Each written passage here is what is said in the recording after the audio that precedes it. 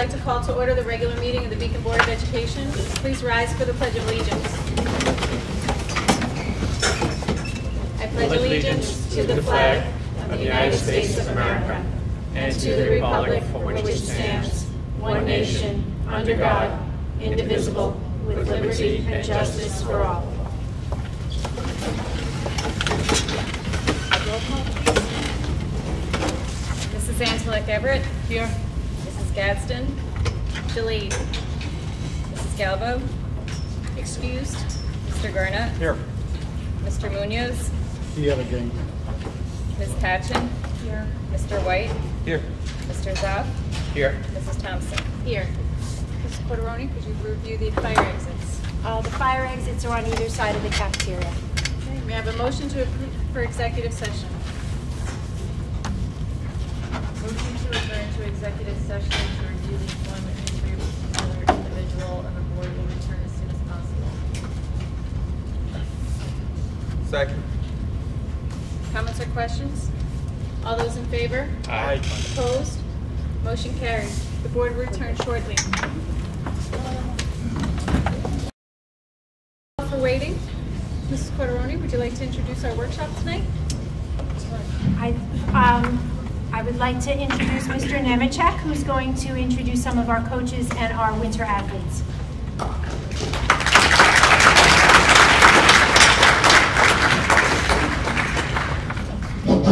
good. Good evening. I'm Ms. Corderoni, Ms. Thompson, members of the Board of Education, members of the audience. It's an honor to stand in front of you this evening to bring some of our winter student athletes up to the podium. I have some of them here with their coaches. I'm a firm believer that it's the coaches and the athletes that should stand up here and be recognized. You don't want to hear my voice. But the winter season was a great one. We had Mr. Tompkins will let you know about it, but we had two 100-win wrestlers this year. The boys and girls that were successful. They participated in sectional basketball play. We had great bowlers, swimmers, divers, exceptional indoor track season. Mr. Henry and Coach Hammond are here to talk about that.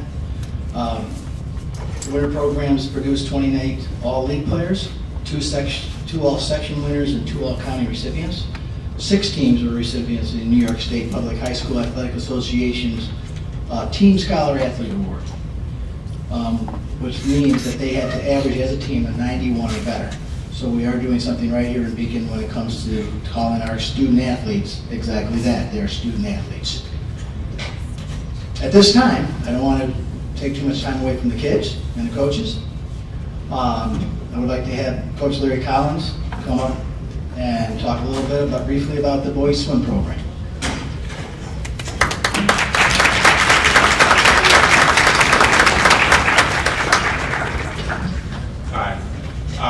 This year for the boys swim team was a very outstanding season for them. It was a developing team with some veterans on the team too.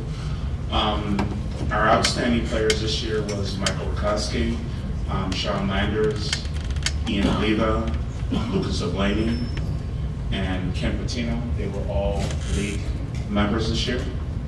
My coach's award went to my co-captain, Mike Andrews. Sean Landers was my most improved, and Andres Munoz was also another member of the team. So they had a very outstanding season, and thank you for allowing me to come see.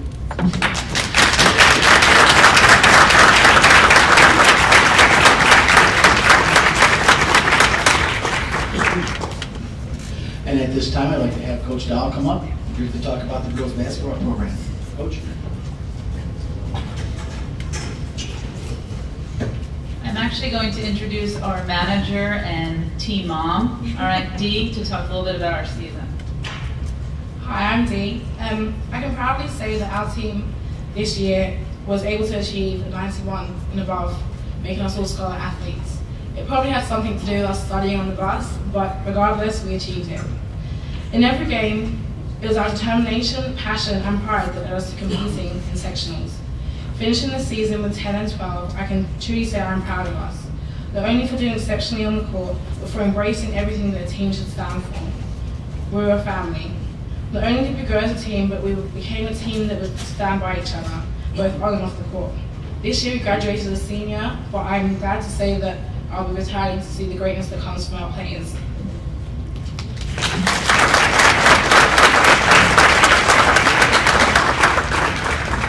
I would like to recognize Lauren Cheddar. Lauren is a junior here at Beacon High School, and she was voted as the team most valuable player.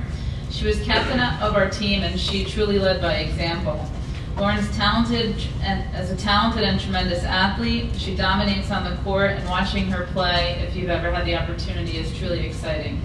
Lauren led the team, averaging 18 points per game and 12 rebounds. She's an impact player and the backbone, really, of our success this year. As only a junior, Lauren was awarded with All-League honors and ranked as the 4th best player in our league, which is a pretty tremendous accolade.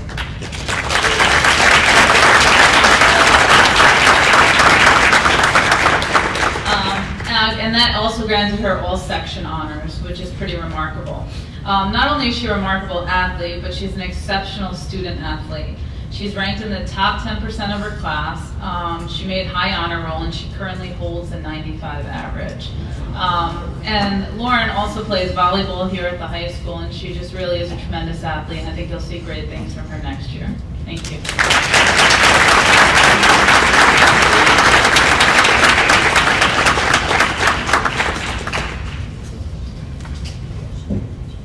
The next gentleman coming up is Mr. Scott Stefano, our boys basketball coach, and it's an honor at this time. I was at a section meeting last week that our boys basketball team was the Section 1 league champions, and I want to present Scott with this plaque that will go into the, once I get the kids' names on it. Congratulations.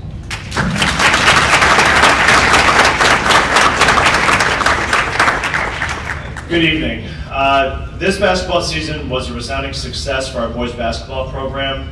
We rebounded from a very difficult year to finish 16-6 and the champions of our league, finishing at 9-1. This was only the 6th time in Beacon's entire history that we've been league champions. We had 2 players, senior Josiah McCall and sophomore Xavier Mayo, who received all-league and all-county honors, and we also had Jason Anlock receive all-county academic team honors as well. The best thing about coaching our team this year was the camaraderie that our players had.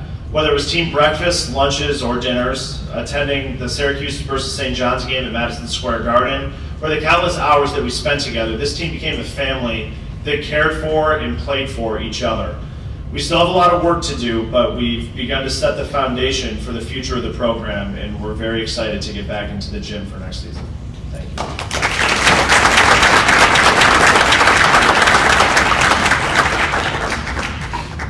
And now I call upon Coach Ron Tompkins and the wrestling program. I do believe some of his athletes are here.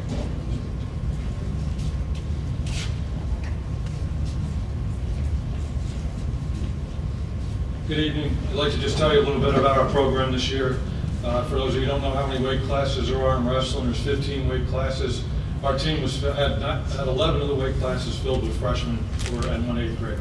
So to have a 500 season was a good accomplishment, and that was mostly part to the guys that are here tonight, as you'll hear some of their individual accomplishments, as well as the dedication and athletes that we really have on the wrestling team this year.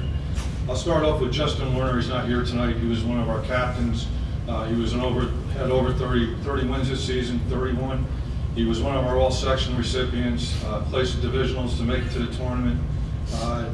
Was a 3-year wrestler. That was an accomplishment. He had 91 wins as a 3-year wrestler, not joining the other 2 gentlemen up here tonight, but in 3 years for 91 wins, that was quite an accomplishment. And he's our only 2-time section champ. Kyle will have a chance to do that coming next year. So I'll go into what Kyle's season this year. Kyle's one of our junior captains. Had an outstanding season.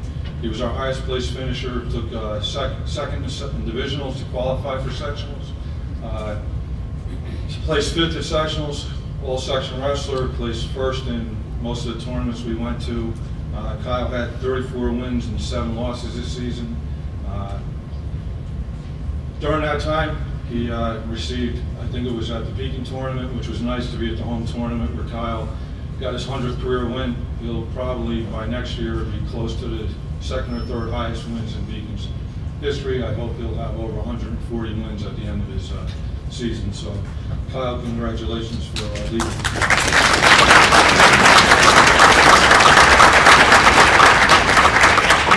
Malachi's been in the program since an 8th grader, and when we talk about Kyle and Malachi, they compete each other in the room, and if you go down their accomplishments, they're similar. Malachi's record was 34-8. He also had a home match against Poland, got his 100th career win, finished with 114 career wins. He was a divisional place finisher, qualified for sectionals, placed at the Rye Duels for most outstanding wrestler. Really led the team this year. Congratulations to Malachi for that.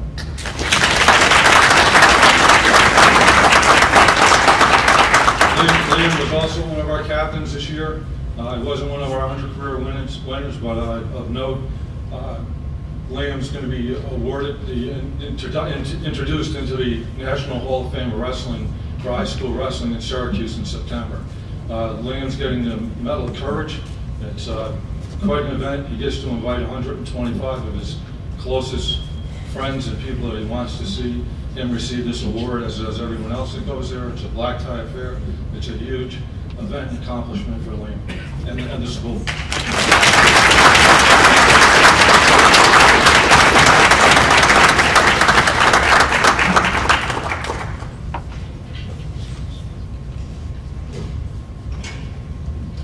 Coach Henry, Coach Hammond, they're here to talk to you about the outstanding winter indoor track season that we had, and then the successes. And some of his student athletes are here as well.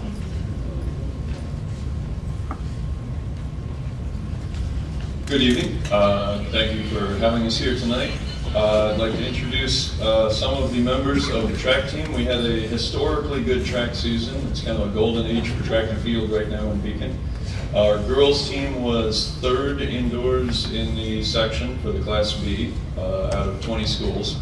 And the boys team did what hasn't been done in quite a while. They ran the table. They were league champions, county champions, section champions. Went to a number of large invitationals with 200 or more schools. We won all of those as well. So we were truly undefeated overall as a team. We had several athletes go to the state championship. We had a relay for the first time in 30 years make the state championship. That was the 4x200 meter relay. And I have a couple of individuals that were on the relay at states. We had Tony Katakai, Rayvon Gray, Ian Soares. They were at the, they came in 7th at the state championship. Jumi Akamumi, only a sophomore. She made it to her first state meet in the high jumping 5'2". Always like to get underclassmen into states, get some experience, and then come back the next year and make it on the podium. Then we had a couple of individuals that went beyond states. We had long jump and triple jump state champions. Terrell Davis in the long jump, he's not here tonight, and Rayvon Gray in the triple jump. And then this last weekend, we went to nationals. We had 3 people at nationals, David Adams, Terrell, and Rayvon. And on Saturday at nationals, we had the 1st and 6th place in the long jump in the country. So we have our first Beacon national champion in Rayvon Gray.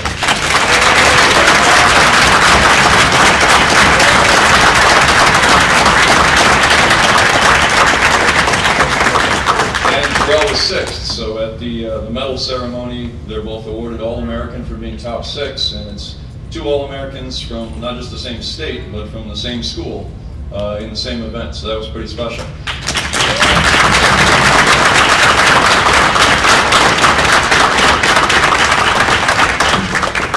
I can give you a couple of numbers, and I will, but sometimes a picture is worth a lot more than that. So in a moment, we'll see if we can get the technology to work here and give you a little view of what we had happen. But Rayvon, in winning the national championship in the long jump, he had jumped 24 feet 11 and a half inches. And in his 2nd jump at nationals, he went 25.8, which is, you don't usually improve by 8 inches at that level. And kind of all at once we realized, wait a second, that's the meet record at the national championship. Wait a second, it's the New York State record for indoors, and he got both of those in the same jump. He then came back in finals. If the top 8 people come back, get 3 more jumps, and in his 5th jump, the second one in the finals, he jumped 26 feet and a half inch. There hasn't been anybody over 26 feet in the United States in 27 years.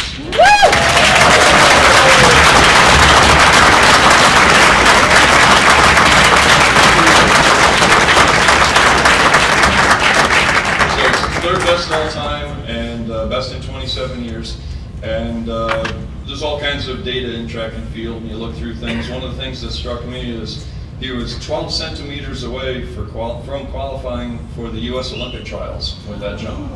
So that doesn't generally happen with high school seniors. So we've got something special here in Beacon, and hopefully you can enjoy it. What we have is a video of the Armory track. There's lots of things going on, so kind of explaining it to you. The track is in the foreground. There may be people running along. They have nothing to do with the long jump. There's 2 long jump runways, and he was competing on the further away one, and you can see the 2 white stripes. He's jumping off of the one closer to the sand pit. So in the video, he'll be appearing kind of out of that mass of people on the right-hand side. And he's running fast enough that if you blink, you'll miss it. But 26 and a half feet, and the thing to watch is they had at Nationals these really annoying red LED lights by the pit. So anybody watching, it was kind of like very bright to see, but it was helpful for the jumpers because they could see exactly what they were aiming for. And they had 2 lights. One was the meet record, and the other one was, actually one was the current leader, and the other one was the meet record. And after Rayvon's first jump, they took away the blue light because the meet record was the current leader. So they replaced it with just the red light, and then this jump, you can kind of see how much better it was than the previous one by where he lands. So if we can give that a try, and we'll see how that works.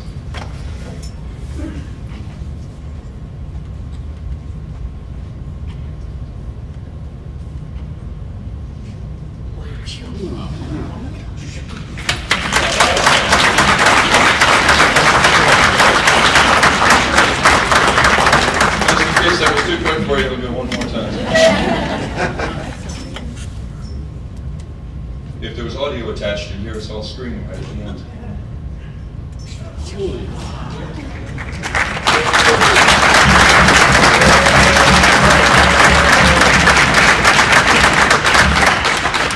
Thank you very much.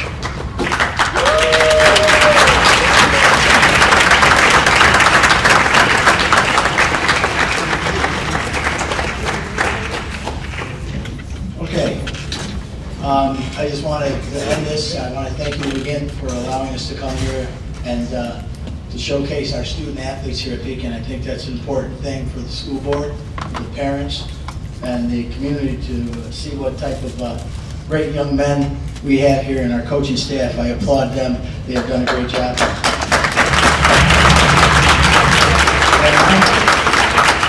And they would say spring has sprung, so we're starting that, and that started last week, so I'm looking forward to a great spring season. Thank you so much.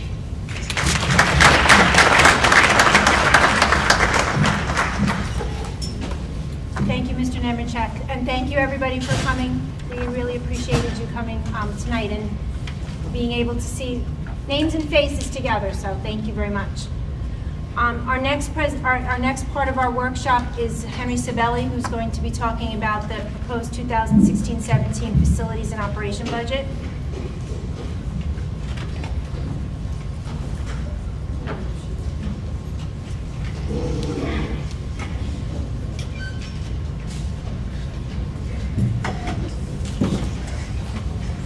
Good evening, and before they all leave, one more round of applause.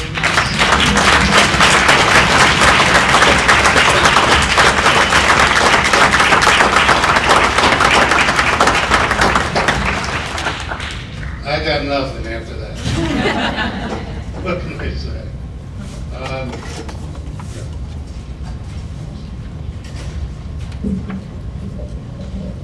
Before we start with the PowerPoint, things. Well, good evening, Mrs. Corderoni, Ms. Thompson, Ms. Kellogg, members of the board, members of the public. Thank you all for being here. I didn't have as many wins as the sports teams this year, but we had a very successful year also. Some of the accomplishments we had this year, we finished up our energy performance contract, which has provided us since September approximately $85,000 worth of savings in energy. So we're right on track to meet our goal. This included 3 new boilers for the high school, building management systems for the energy at all the schools, lighting upgrades including LED lighting for the outdoor building lights. Our 5-year building condition survey was completed, sent to state ed, and will be used to put together our next capital project. Some of those things will be a new roof for Beacon High School, replacement of the small chiller here at Beacon High School, generators for the bus garage, and continued replacement of interior and exterior doors throughout the district to bring us up to code. We also were awarded by the state a couple more unfunded mandates this year. One being carbon monoxide detectors that need to be installed in all areas where possibly the fuel source would be, some of those being outside the boiler rooms, inside the boiler rooms, in where there's kilns, things like that. So that needs to be done by June 15th of this year. So we're working toward that. I've received some prices and we're working on that. Another issue was the testing and maintenance plan for the high school chillers, due to the fact that there was some Legionnaire disease down in New York City, so now everybody gets to test. So that's another issue that we'll have this coming year.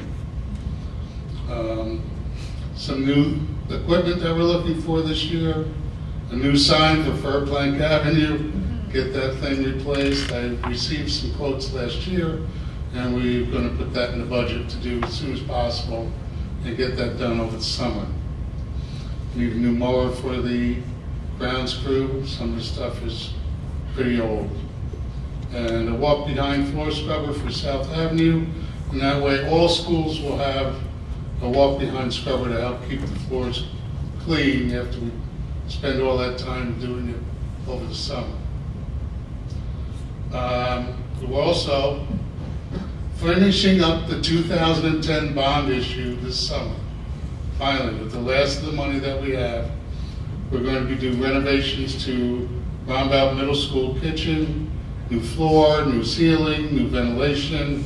There'll be new equipment in there, and that'll really bring that up to speed. We're going to actually open that up a little bit so the flow will be much better for the students also. So that'll be done this summer, along with some safety improvements to all the schools. So, that all being said, now we can move on to the proposed budget for this coming year.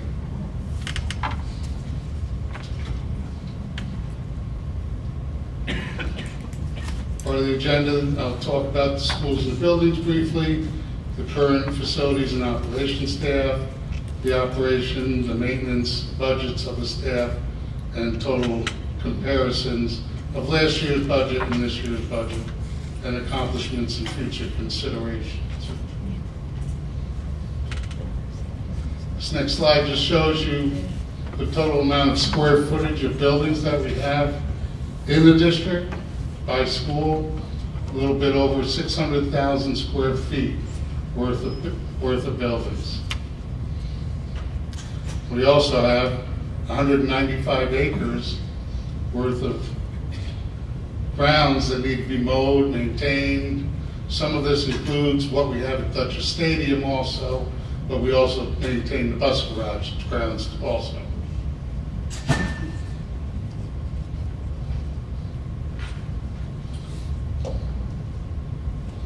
The current facilities and operations staffs consist of me, one director of facilities and operations, I have a half-time administrative school secretary who I keep very busy, and she's a big help to me. 4 maintenance mechanics, 5 groundskeepers, and a total of 33 and a half custodial staff.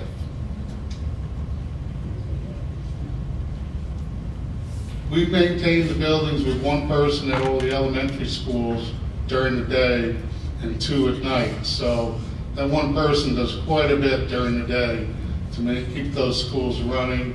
They have to take care of all the garbage after all the meals and anything else that's required during the day.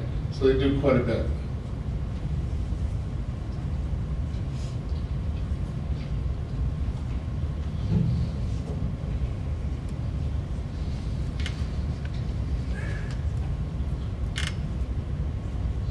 Now up to the operation of the plant, where you can see that we're pretty much flat this year. The only place where we're increasing is in non-instructional salaries.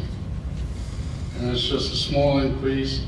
We actually were able to cut back in equipment by $20,000, and everything is pretty much maintained the same.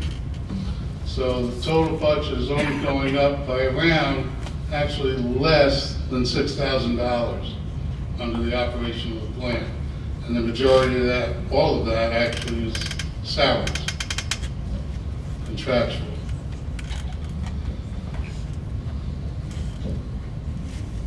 In the maintenance of plant, we're going up a little bit, about $30,000. Most of that is in equipment. A lot of that is for the new sign and for a piece of equipment that we're purchasing. Everything else is pretty much staying the same. A little bit of an increase, about $6,000 in salaries. So we're staying right there where we need to be.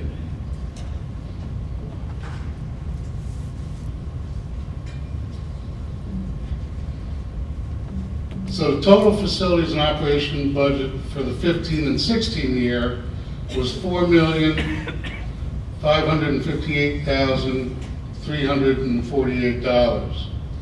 This year we're looking at a total budget of $4,601,398, a total of about $43,000 total, with the majority of that being in 2 items, the sign and salary increases. So overall, we're staying pretty much maintaining with what we can do. And that by doing that, we don't take away from the kids. So to finish up, the accomplishments of this year, we completed the energy performance contract. We have lower energy costs. We've stabilized the labor force. We've had no turnover at this point. We are having a few people retire soon and go into different positions, but pretty much the same people that we've had here for the last 3 years. And the 2015 building condition survey is complete and sent to state ed, and that'll give us a good roadmap for the next time we do a capital project. Future considerations, the upcoming capital project, hopefully, using the building condition survey. The quantity of work being contracted out, we've been able to cut that back, and I hope to do that more in the future by updating and increasing our preventive maintenance. For every dollar we spend on preventive maintenance, we save $4 toward a capital project.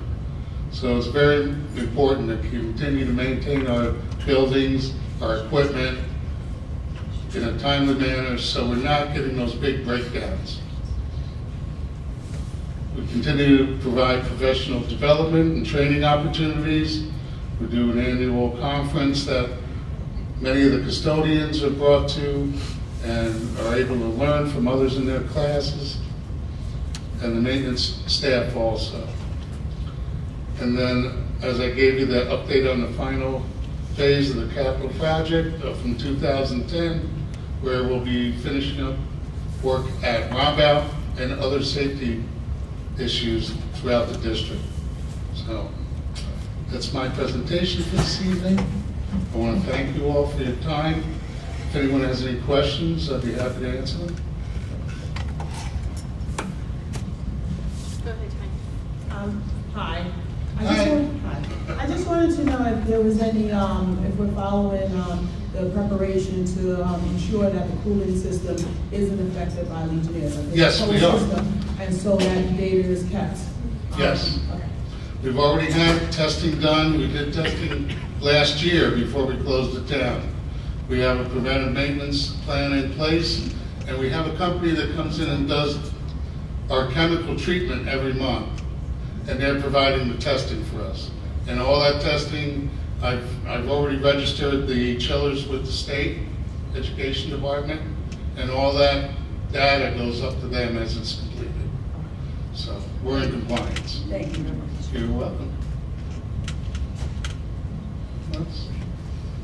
For the contractual services, is that there's no increase in it from last year's budget to this year's budget? Do you already know what the amounts are? I mean, is it like a 2-year contracts or anything that you're, or is this, you know, an estimate? Yes, they are. Some of the outside contracts are 3-year contracts for the most part, because it's crazy to go out with them every year.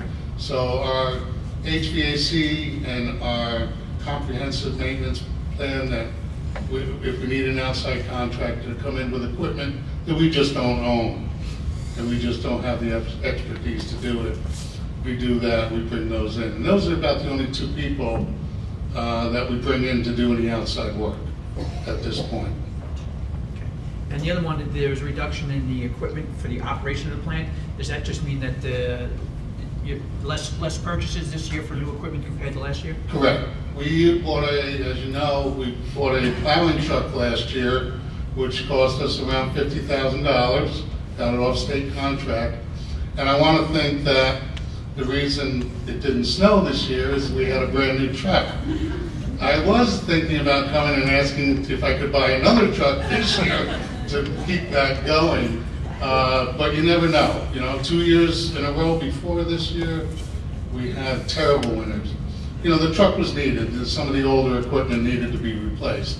And it's going to be a great asset for us when we do it. So yes, we're not buying as much as we did last year. Basically, we need to replace the sign under a plank. That comes under the equipment code. The other equipment code under the maintenance plan, that has gone up. Is that because we need to spend more as equipment's aging, or? It's aging, and also I'm bringing us up as I can to have the proper equipment in all the schools. I purchased over the last few years a couple of walk-behind floor machines, so that in the winter, when all that salt gets tracked in, we can just take this, instead of trying to mop it all up, we take the machine out and we also just run it down the hallways and clean it. I actually, the last one I purchased and the one I plan on purchasing for this year will allow us to strip the floors without using any chemicals. We'll just be able to do it with water. So that'll cut back on our chemical usage in those schools.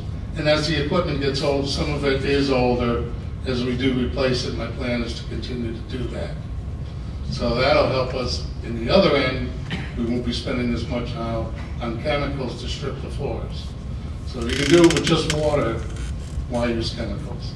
Thank you. I try to keep as much chemicals out as possible. So. Any other questions? I had a quick question. Sure. You ended your presentation talking about the 2010 funds, using up the funds, and you mentioned safety. Can you give us an idea of what safety measures will be met with those funds? Well, we're looking at a few things. I kind of don't like to give away the store when we're talking about that, but some of the things we're looking at, we're going to increase some cameras that are in the district that we did a few years ago, but now we've found some spots that we need to, that still need to be addressed. So we've been kind of waiting on this. We've been waiting since July 1st from State Ed of last year to get approval to do this. Now that we do, we have some funds that we're going to spend on more cameras. And then other security things at each building, providing less access to someone who might want to come in an area that might not be seen. So, you know, there's some options out there which I think are very good. The thing is to keep people out of the building if they want to come in and do harm before they get into the building. And that's what I'm looking at doing this summer. Thank you. All right. I hope that answers your question. If there's specifics. No, I didn't need specifics, but I just am interested to know what more options we're looking at to improve safety amongst our buildings. That's my main concern. And I think with what we're doing this summer is going to be greatly enhance our safety of the buildings. I think cameras are nice, cameras are great, but they don't help prevent something from happening. What we're looking at doing will help prevent that. You know, if we can keep, like I said, all I can say is if you can keep the people out of the building where they can do harm, then, and you have a few minutes to be able to get the authorities here to help you with it, then that's all we need. If you have 5 minutes, you can usually diffuse the situation, and that's what we're planning on doing. And that work will happen this summer? Yes. So when we tour the buildings at the start of the year, you can show us all those enhancements? Yeah, I'll show you. Thank you. Actually, I might even do something where I can demonstrate one of the things that we're doing. I just thought of that. That'd be fun to have all the board be involved in the demonstration. So, all right. Thank you. Thank you very much for your time. Thank you, Henry. Announcement from New York.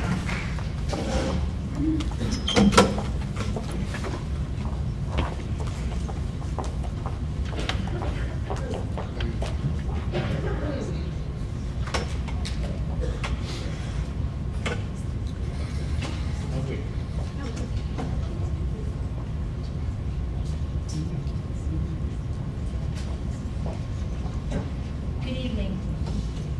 I have a very short presentation, but I wanted to start talking about the budget. Since everyone else is talking about their shares of the budget, I wanted to just give you an overview. Just some general items that will impact the 2016-17 budget, and this is in a positive way, so I want to kind of, start off the budget process positive. There is a reduction of the district contribution for teachers' retirement, employees' retirement system. So because things are better overall financially for the state and the way the money is being contributed to both of those pension plans, the percentage the district has to pay is less. As you remember, teachers' retirement was less last year, but now both of them are. That actually helps us when managing the budget and creating the budget going forward. We have 6 teachers retiring from the district. Our plan is to replace all of the teachers, but some of those teachers are their salaries on the higher end of the salary scale, so to replace those teachers, there will be breakage in the salary to bring in new teachers, so that also helps in trying to determine the total overall budget and what kind of things we want to include in it. State aid, question mark. So the governor's proposal does have a small increase for Beacon, which I will start talking about in a little more detail probably next week, and then finally the week after before the board has to adopt the budget. I'm hoping that that state aid number will be more. The Assembly and the Senate have put their budget proposals forward, but there's no specific information for districts yet. Unfortunately, I was hoping that I could share something tonight, but so stay tuned for that. I'm hoping for more than that. They're talking about eliminating the gap elimination adjustment, which would be wonderful, and then some other options about giving the school districts more money. So hopefully that we can see that.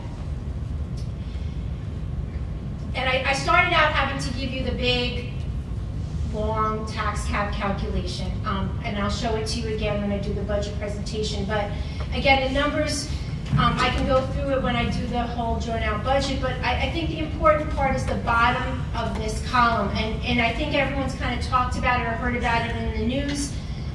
Everyone thinks that the tax cap increase is 2%, and in some years it's actually a little more than 2% with some exclusions that get to be added back. But unfortunately for school districts, it's less than 1%. So for the district, it's 0.97%, even though we did get a capital exclusion add back this year as well. So to keep that in mind, that first slide showed the positive ways of how to arrive at a budget to try to maintain the current program. But just so you know, the tax cap for Beacon is less than 1%. You will see that probably across the whole state, because it is the less of consumer price index, CPI, and 2%, so CPI is much less than 2%.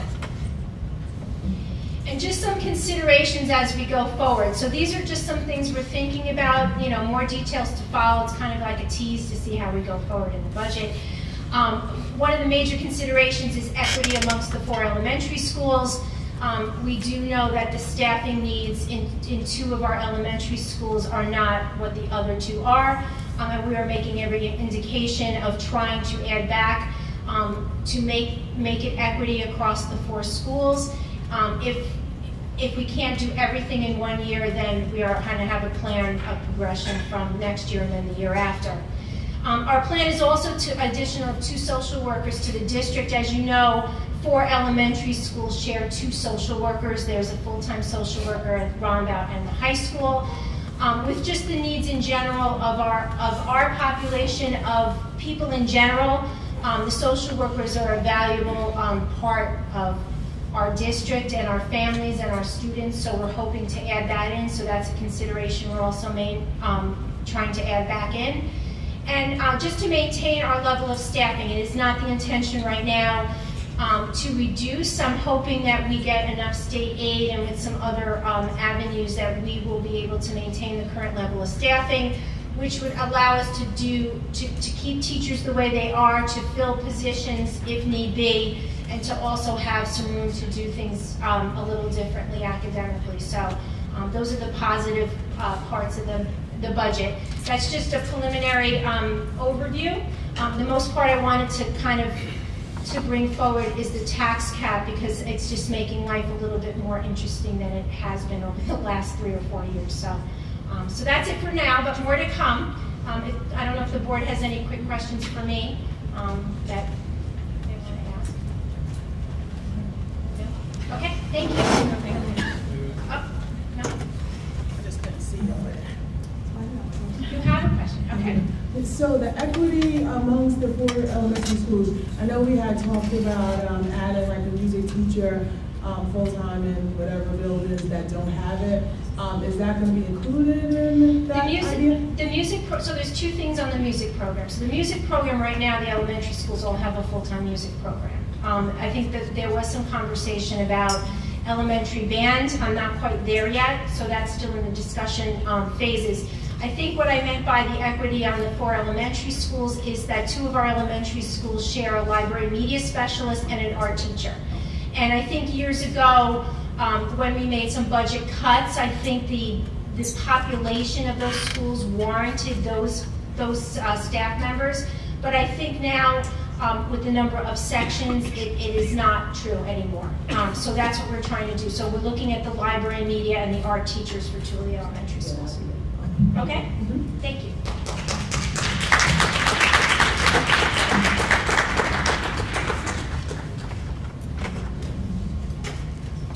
Okay, I'll quickly go over the agenda. We have student and school presentations, parent groups, open to the public. We'll have our superintendent's report, our board comments, including committee reports.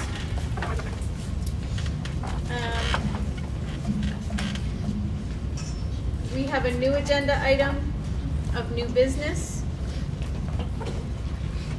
We will then vote on resolutions for transportation. We'll have the consent agenda.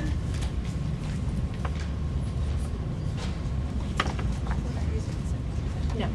We will not be using a second executive session. and we will then adjourn the meeting. We do have one correction that I'd like to point out. On the instructional personnel list, letter A, resignations, number 2, Ashley Jackson, is being removed from tonight's agenda. The board will not vote on that tonight. Do we have any student or school presentations tonight? We see them coming.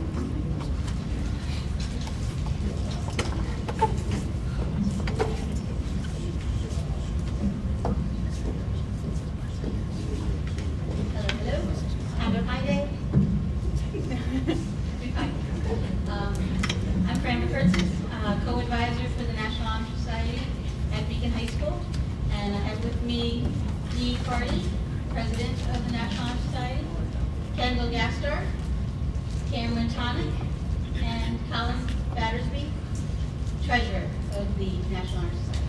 And they would like to let you know about things that are happening. Last time we were here, we talked about the valuables for veterans, and we wanted to say we had a movie right here in this room, and it was wonderful. We had a nice turnout from the elementary schools, and we were able to donate quite a bit of valuables, the personal hygiene items to the veterans, and as well as some cash. So, Steve, do you want to talk about the Cameron and Okay, so as Mrs. V just mentioned, we did have the valuables for veteran.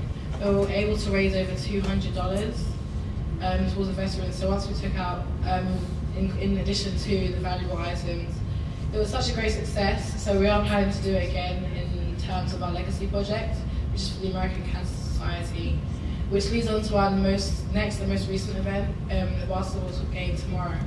So I'll pass it to Kendall. Hi. Hi. So there's a students versus teachers charity basketball game tomorrow in our VHS gym. The doors open at 3 and the game starts at 4. The tickets are sold at the door, $2 for students and $4 for adults. It's to help the NHS raise money to help Ms. Donna Peterson and Ms. Gina Fontenot to raise money for their cancer treatment.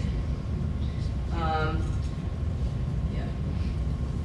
For the boys team, the boys on, or the men on the team are Mr. Carafano, the coach is Mr. Powers, Mr. Stelz, Mr. Newman, Mr. Hoy, Mr. Sansone, Mr. Sarlo, Mr. Timpano, and Mr. Castaldi. So for the girls, we have Coach Dahl. She'll be playing as well. Miss Licarini, Miss Morrison, Leatrice, Mrs. Vipers, Miss Wahimis, Miss Karamico, Miss Vakatsis, and Miss Gansett. So that'll be for tomorrow. The game will be in 8-minute periods. It will be played as follows. The boys versus the men is first, then it's the girls versus the women, the boys versus men again, and then at the halftime show, we will have our local dance studio, Ganarella, be performing a cancer tribute dance, and then the girls will be playing again, and then the boys. And then at the end, the coaches will pick their top 4 players, and we'll be playing in all-stars teams. So it'll be lots of fun. Colin. Hello. All right. So on April 24th, we will be attending an autism walk. So it'll be at the Dutchess County Fairgrounds. On April 30th, we will be having an American Cancer Society Relay for Life at the Dutchess Stadium.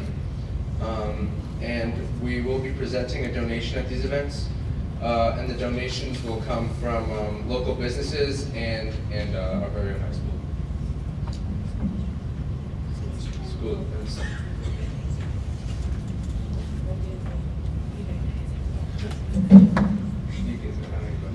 Okay, so one last thing. On April 14th, we would like everyone to wear blue just to support autism.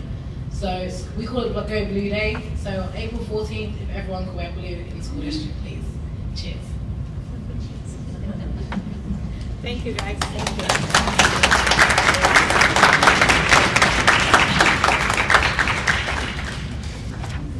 Do we have any parent groups tonight?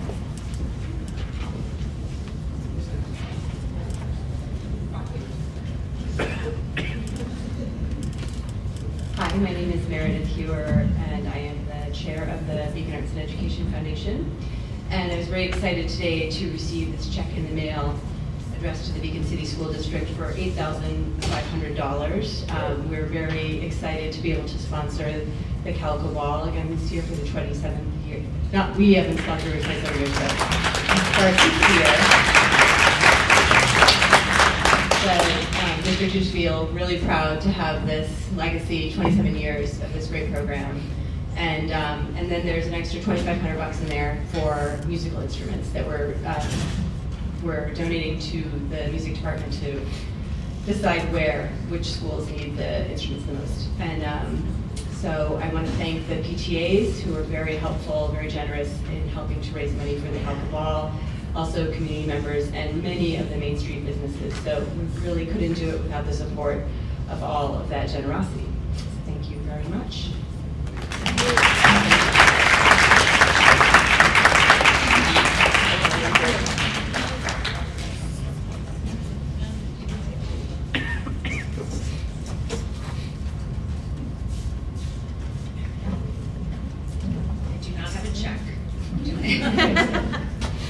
Good evening, members of the Board of Education, Interim Superintendent Corderoni, members of the community. My name is Kristen Flynn, and I am representing Advocates for Beacon Schools tonight. We've been continuing, this is mainly just an update. We've been continuing to do outreach in the community in an effort to further develop a vision for the district. We have taken, and I didn't bring the bus tonight because I forgot it, actually. We've taken the bus out to several school outings and community outings, and we've received some really great and insightful input, and some of the best feedback we've gotten is from students. We also oddly received $2, which I will bring in check form next week. Right now we're in the process of categorizing the input that we've received. We're going to keep bringing it out, and we'll put it together and share this document with the Board of Education and the public once it's finished. Yesterday we hosted an event at St. John Catholic Church following Spanish Mass as a part of an effort to do outreach and gain insight from members of the Latino community. It would have been a great event to practice conversational Spanish, as we had more translators than attendees. So our turnout was not what we had hoped. But we still had a really productive meeting, and we did get some really good insight, and we've found out some ways to sort of improve our efforts, and we're going to proceed and continue to do outreach to this community. Several Board of Education candidates were in attendance, and we plan to hold more events like this in the future, and we would like to open them up to anyone who's running for office. I know Mrs. Thompson has stated that she does not plan to run, but for the other trustees whose seats are up for election, if you should decide to run, we would really welcome your participation as well. We also would like to partner, we're in discussions about partnering with some community groups to host a candidates night shortly before the election. Right now we're thinking of it as a meet and greet followed by a moderated town hall discussion. All of this is in early stages, but we'll keep you up to date. And finally, this was something that a few members of ABS were approached with the past few days, and I think it just warrants addressing. I just want to reiterate that Advocates for Beacon Schools is a group that seeks stakeholder and community participation and transparency in the operations of our public school system and the opportunity for each child in the district to receive the best education possible. To this end, we've been enjoying a cooperative working relationship with Interim Superintendent Corderoni. Mrs. Kellogg was very helpful to me in developing the materials for our outreach event to the Latino community. We have nothing to do with anybody's planned resignations. This is not something that we seek or endorse. respect any recent activity as a personnel matter, and personnel of the district. There's no personal agenda or anything that we've requested. So I just wanted to make that public. Thank you for your time.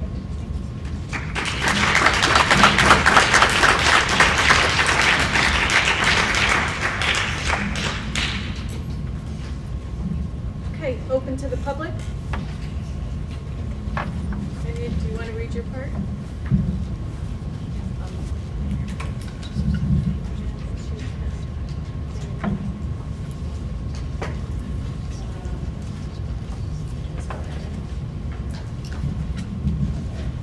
Open to the public. The Board of Education has established a single period for public comment at board meetings, not to exceed 60 minutes. All speakers and meeting attendees are to conduct themselves in a civil manner. Obscene language, libellous statements, threats of violence, statements advocating racial, religious, or other forms of prejudice, as well as disruptive conduct, including calling out, will not be tolerated. Speakers may generally comment on any matter related to district business. The president and/or the superintendent interim may respond to comments when all speakers have finished. There shall be no further public comment or dialogue regarding the responses provided by the president and/or the superintendent interim. The rules applicable to such public comment are set forth in Board Policy 1230, a copy of which is available in the sign-up book at the front of this room and on the district's website. Thank you. Mr. Bug.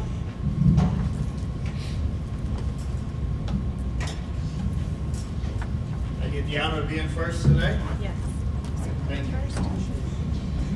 Good evening. My name is Frank Bug, and practically all of you know who and what I am. I just wanted to say at the last February 22nd board meeting, multiple members of the board made comments in response to my remarks about diversity and diversification in the Beacon City School System. I'm not here tonight to quibble about the accuracy of those comments, but instead I want to congratulate you, because for the first time, to my knowledge, it's only the second time that this board has publicly made any statements about diversity. However, as I listened to the comments, I gathered that this board feels that diversification was both difficult and problematic. And as I listened, two thoughts occurred to me. The first thought was that for 35 years as a senior executive in education and training institutions, my first responsibility was to solve problems such as that. Secondly, it occurred to me that based on this 35 years of executive responsibility that I carried over the years, I wondered how a well-managed business or leader would address the same problem confronting them about diversity. So tonight I'm here to maybe make some recommendations based on that leadership and share with you my thoughts on practical actions that I think you could and should take in order to address this continuing issue of diversity. First, this board should make a public statement that they are committed to diversifying the staff of Beacon City School District. Secondly, you should set clear, precise, and salient goals for the superintendent to increase minority staff members in the Beacon City School District. Third, they would set clear and precise performance measurements to evaluate the superintendent on attaining those goals. Fourth, they would ensure that all vacancy and position announcement and all recruitment letters and advertising contain the statement, minorities are encouraged to apply. Fifth, they would circulate these announcements as widely as possible to reach as diverse an applicant pool as possible. And next, they would ensure and take steps to ensure that qualifications of minority applicants are equally. No, he didn't say you're done. He said 20 seconds, Mr. Buck. Yeah, equally qualified minority teaching applicants are given equal consideration in terms of their qualifications. And last, they would ensure that in any equally qualified situation, the minority would be given preference in hiring. In my opinion, taking these practical and widely approved management steps would increase the BOE's professionalism, credibility, and transparency immensely and immediately. More importantly, it would ensure that minority students receive their just entitlement to an equal educational opportunity. It would also mean that the board would be applying widely used and established business management practices while providing parents and citizens with the information they need to be stakeholders, good stakeholders. Thank you.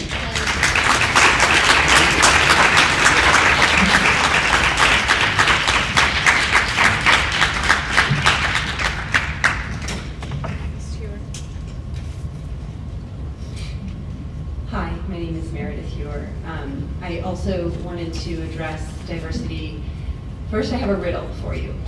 And before I tell you this riddle, I want to tell you that I didn't get it, and I told it to about 30 people, and only one person has gotten it. So here's the riddle. There's a father and son driving, and they're in a terrible accident, and the father is killed, and the son is rushed to the hospital, and the surgeon comes out, and the surgeon says, "I cannot operate on this boy. This is my son. How can this be?" Very good. So, as I said, I didn't get this. And I read this in an article about bias, and to me it revealed my bias. And the reason I bring this here tonight is because I think that we all have some sort of bias, and it's really important for us to acknowledge it. And I wonder if part of the Diversity Committee's mission, because it's going to take a while for us to get our numbers more diverse here. Teachers, 6 teachers are retiring this year. There's out of 266. And obviously we want the best qualified candidates who are possibly a minority. But how can we open the discussion of race in our district? I recently read a study in Texas where they studied children from 7th grade through high school in public school in Texas, and they found that minority students were given out-of-school suspensions twice as often as white students. And it made me really wonder, do we have this problem in our district? Yes. Are there equity issues in our district, and how are we addressing them? I would like to be a part of that process. I think there's a lot of people that would, and I think that it's an important conversation, not beyond numbers. The numbers are important, and we need to make the numbers transparent as well. But this has to be a culture shift here. We have to address our community. It's important for not only minority children to see minorities in leadership, but for white children to see minorities in leadership.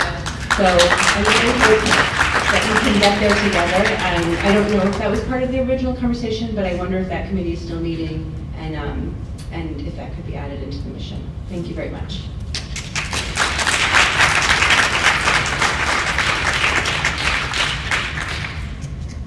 Mr. Stark?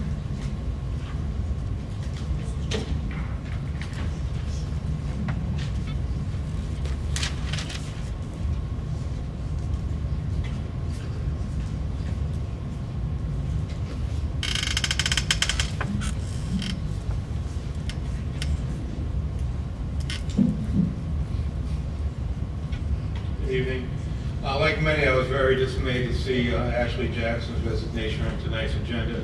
I'm very happy to see that the board elected to pull it from the agenda. I was going to make that recommendation, but it still begs to ask, this is the second administrator of diversity to want to leave our district in the last 2 years. Ms. Jackson went to school here, came back to work in our high school. Is this more fallout attributed to Dr. Walkley, or is there something else? If she does intend on leaving, my recommendation to the board is to have a board member only exit interview with her to find out why. I think it's very important. As the saying goes, there seems to be something rotten in Denmark. At the last board meeting, even though the lights went out, I raised a question about the appointment of Mr. Joseph Galbo and the importance of transparency and special treatment. While I admit that I do not know Mr. Galbo, and I'm sure that he is a good person, I have again questioned the legitimacy of the appointment and believe that it is an invalid appointment Board Policy 6217, employment of relatives of the Board of Education members, requires a 2/3 vote. That appointment should have been pulled from the consent agenda and voted on separately, and so that there wouldn't be any sense of impropriety. Ms. Galvo should have abstained, and with 2 other board members absent, I'm not sure that you would have reached the proper number to get that vote in. I think it's important that we look back at this to see if it actually is a proper appointment. My final thing, I have a minute 15 left. On tonight's agenda, you have an amendment of administrative resolution of May 13, 2013 for Cassandra Orser for assistant principal at Roundabout Middle School. On the 13th, she was appointed as an acting AP for that building. At no point afterwards do I see a appointment where she was appointed permanently to a position for a tenure track position. And if that's the case, a change needed to be made at an earlier time than tonight, and that her actual appointment should go back to May 13th, not July 1st, because in most cases when a person is acting in an acting position and then is hired as a full-time person, their appointment dates back to the original appointment date, which means that her tenure will be coming up in May, not in June. 27. Thank you.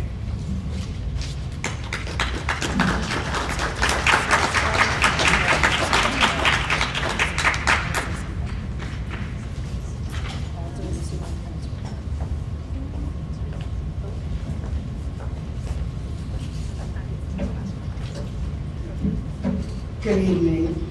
My comments as far as diversity has all been... Could you please, I'm sorry, just for the record. My name is Ms. Holm. Okay. Okay, I got you. Okay, as far as the diversity subject, my comments and questions, they've all been covered, except for the fact that Ms. Jackson's status has been removed from the meeting. Some of us are concerned why it happened and when will it be discussed, so that we can be attentive to that, because we're hearing that she's being pushed out, and we would like for somebody to clarify what is going on with her position. And I have a couple of questions for the board that they may want to address to me, and concerns as a parent that has a child in the district. I've tried to call guidance a couple of times, at least 3 times before 2016 came in, to get information about who is helping the children prepare for college as students, especially my own. Have not yet received a phone call back. That concerns me. That's one of my issues. I also have an issue with, I left town, I had to go out of town for a death in the family of a very close member. I wrote a note and sent it to the school where my child was and how long we were gone. When she turned in the note, she was told that she had to bring in an obituary of my relative that passed away. I was not pleased with that at all, because I also attended Beacon School District, and I've had to go away with my parents when I was in school due to a death of a family member, and that never, ever came across my parents that they had to do that, and I think that needs to be addressed seriously. And also, I just want to say that as a community person and born and raised here, the diversity thing is very serious. Children can't learn what they're not being taught. And when the film Nobody's Fool was being filmed here, my mother babysat for Jessica Danby's doctor, who was white, and she was always in private school. And she said when she came back from private school that it was really new to her, the diversity in this country. And she wanted an African American person to watch her child because she didn't want her child to not know what she wasn't taught.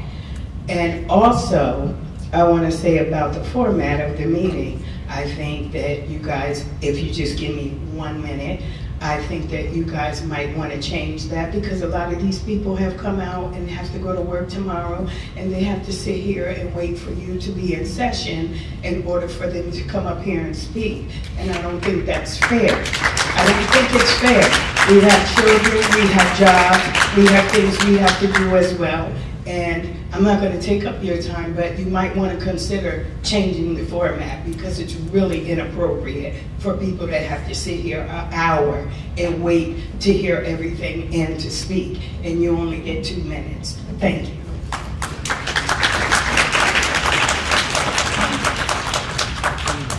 Just to quickly speak to the last point, Ms. Hall, that you made regarding the schedule of our meeting. Our policy had been where we met first, right, and people were permitted to speak, and then we went to executive session. But it was asked of members of the public at that time that we had the executive session earlier, so those people that worked perhaps in the city and were coming by train, that they had the opportunity to get home and come to the meeting. So they asked for the meeting to come later. So it was only in the last year that the meeting became this way, where we go to the meeting first. But it was because of the request of the public that we went to this format. Okay, the reason why I looked funny at you when you came up was because you were not next on the list. Oh, I'm sorry. So I wasn't looking funny for any other reason. I needed you to say your name to verify you were next. But I'm sorry. So the last name is Superville? Yes. No, he's before her. Hi. I just wanted to, my name is Jean-Marc Superville, parent of 4th grader. You might see her running around tonight. I just wanted to follow up. I wasn't able to attend the last meeting, so on 2 meetings ago, on the 8th, I had brought up the issue of a note from my daughter's parents about the IRP tutoring being canceled. Turns out it was not, and I just wanted to commend Ms. Corderoni and also Principal Brian Archer, who responded to my email. I think it was like in 15 minutes, and it was about 10 o'clock at night. So just say everything's worked out great, and thank you very much.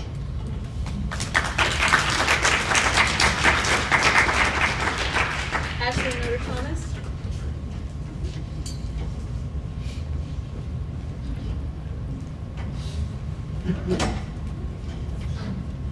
Good evening. My name is Ashley Noter Thomas, and I'm currently in 8th grade at Rombout Middle School.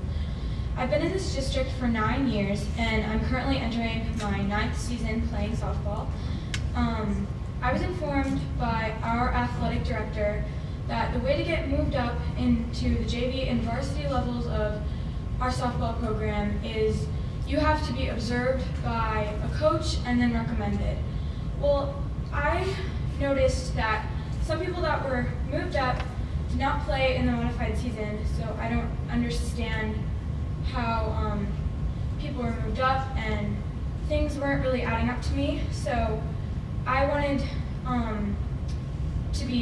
I would like to be informed about who was moved up and how they were observed, and if possible, how I would be able to advance forward in the future. I would like to also state that from my own knowledge and past experiences, that it's a lot more motivating to try out and not make the team than to not be given the opportunity to try out at all because of like not equal opportunities. And so you have my email through the school, and I'm pretty sure my mom has contacted you guys about this, so thank you.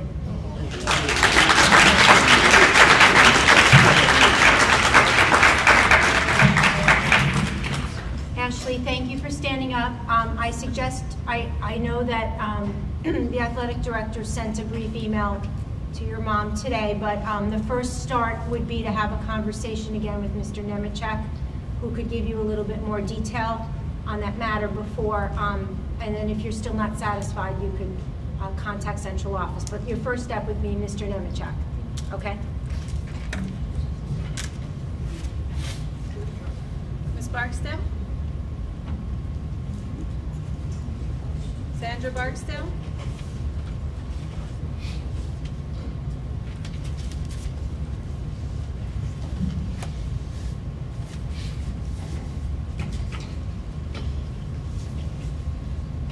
My ideas about diversity are quite simple.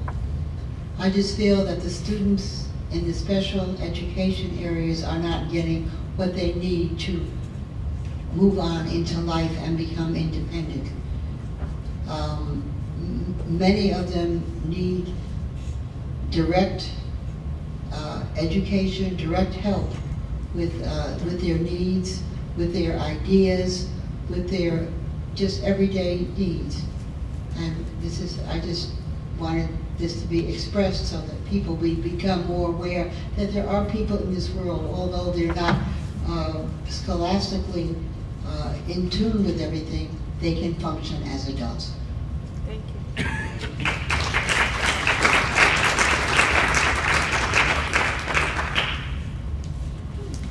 We've completed the list of those who came to speak. Anyone that would like the opportunity? Mr. Wachowski.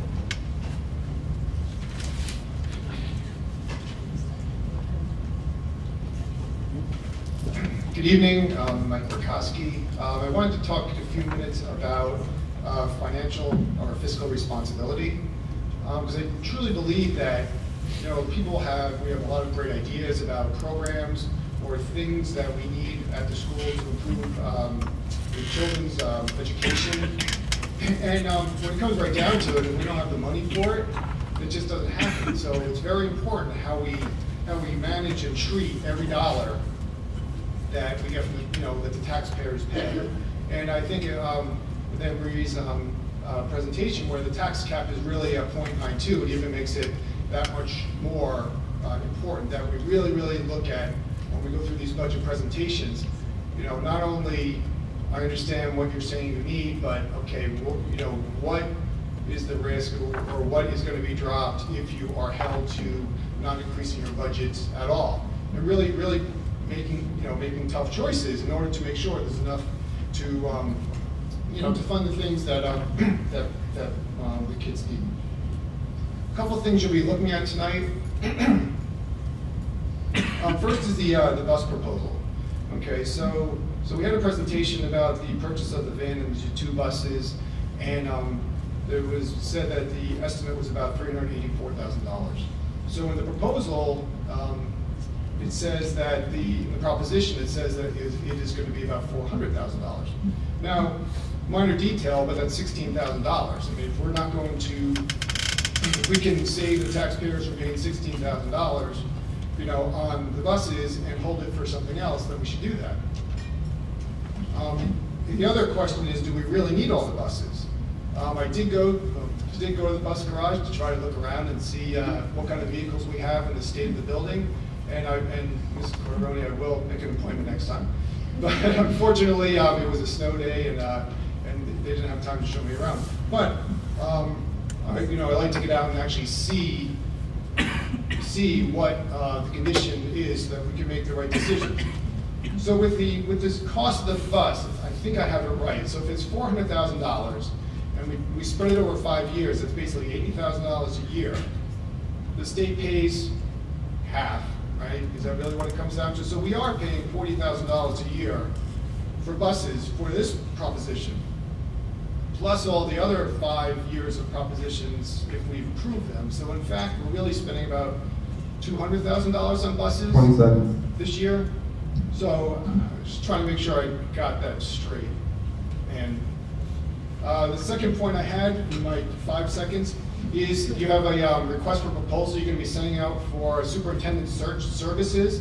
And just when you consider it, think about clear definition of clear deliverables, metrics, bonus penalty clauses for performance of the vendor that we select, and whether it's a fixed price or an O&M contract. That's it. Thank you.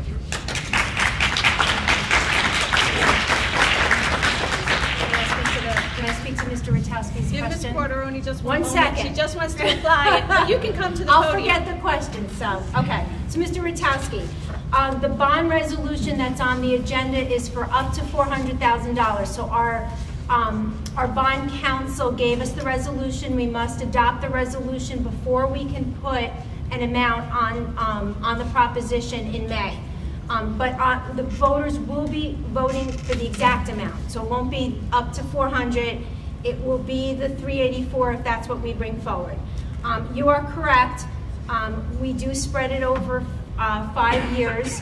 And we've been doing that off the top of my head, 2 to 3 years. We were doing it 100% where we were paying the proposition before the tax cap. So we were trying to do that. It's very difficult, as you just mentioned, to kind of budget everything. So we are trying to purchase the buses.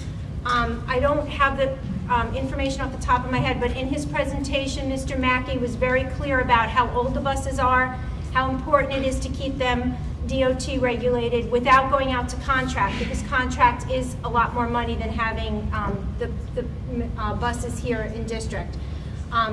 Do we need all the vehicles?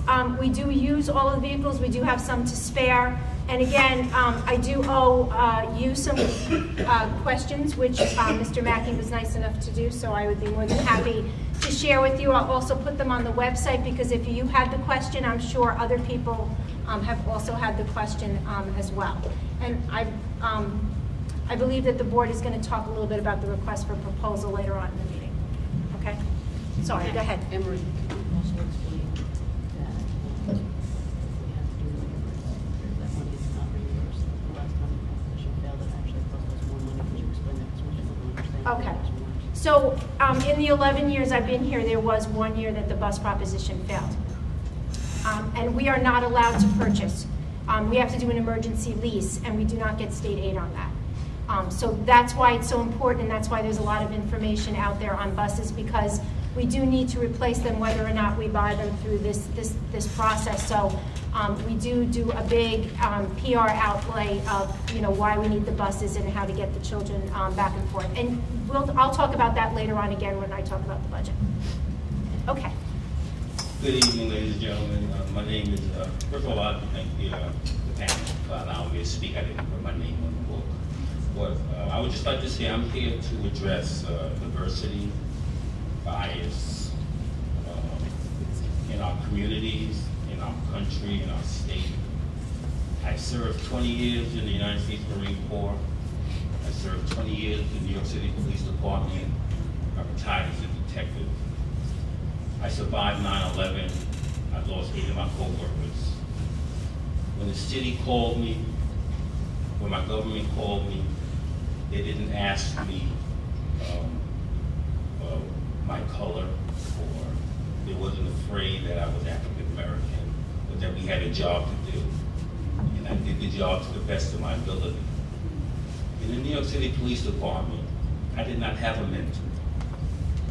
Well, I had a mentor for the first couple of years. Let me scratch that. For the first couple of years, it was an African American gentleman.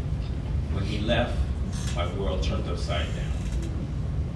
The point I'm making is minority representation for our young people, minority representation for our country, for our young white folks, children. I mean, it's important, it's essential that they see that we hold leadership positions, that we're smart enough to make decisions, that we make the right decisions, and that we treat everybody fairly. My mom and dad always told me, right is right, and wrong is wrong, and we all know the difference between the two. But somewhere along the line, we choose to do things that we know aren't right. I'm here to support a young lady I don't even know. I'm here to support her from a county that I'm not even a part of. I'm from Orange County. But I heard about the situation, and I made it my business to be here because I stand for what is right. And if my country, if my city, if my state calls me again to service, I will be there. Thank you.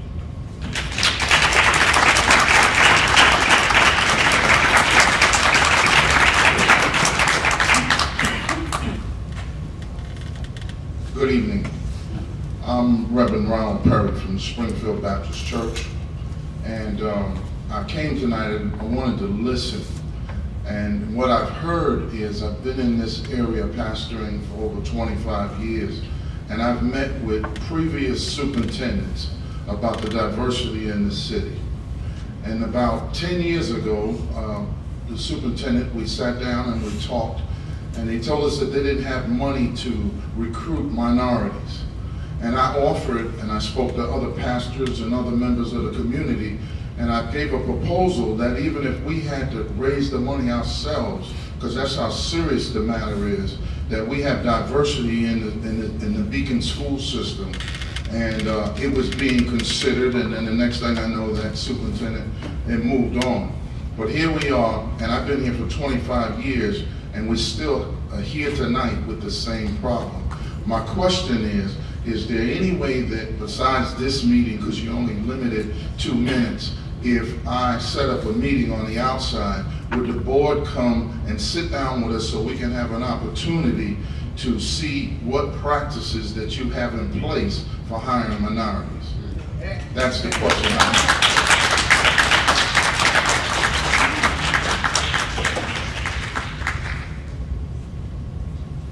I'd just like to quickly state that the board couldn't come. The board in itself cannot all be together and participate in a meeting without it being a public meeting. So should you have a meeting of that type, and I'm not discouraging you from having a meeting and inviting board members, but the board itself could not take part in a meeting like that because once we have a quorum, it must be a public meeting. My question is, and I know I didn't use up all my time. I'm speaking from here, pardon me for disrespecting you that way, but the question is, we need the community that's coming to me. And I got letters on my desk, I got other phone calls that I'm getting that they want to do something about it. And so what we need to do is find a way, not just keep having the meetings and just people reading reports or making suggestions, and we have no idea what's going to take place. I'm just saying to the board tonight, something needs to be done.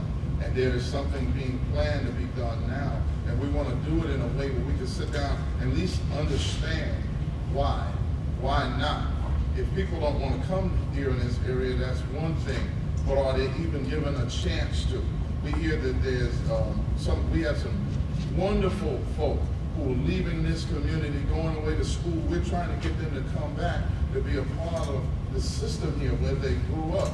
But if they don't have the right practices in place, and if nothing is said and we just go to meetings, we'll have another 25 years.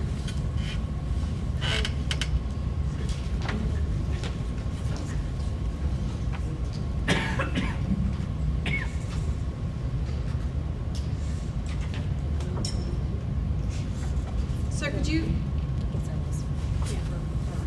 Ms. Porteroni's going to bring the book to you. If you could leave your contact information so that we can contact you. I'll come to her.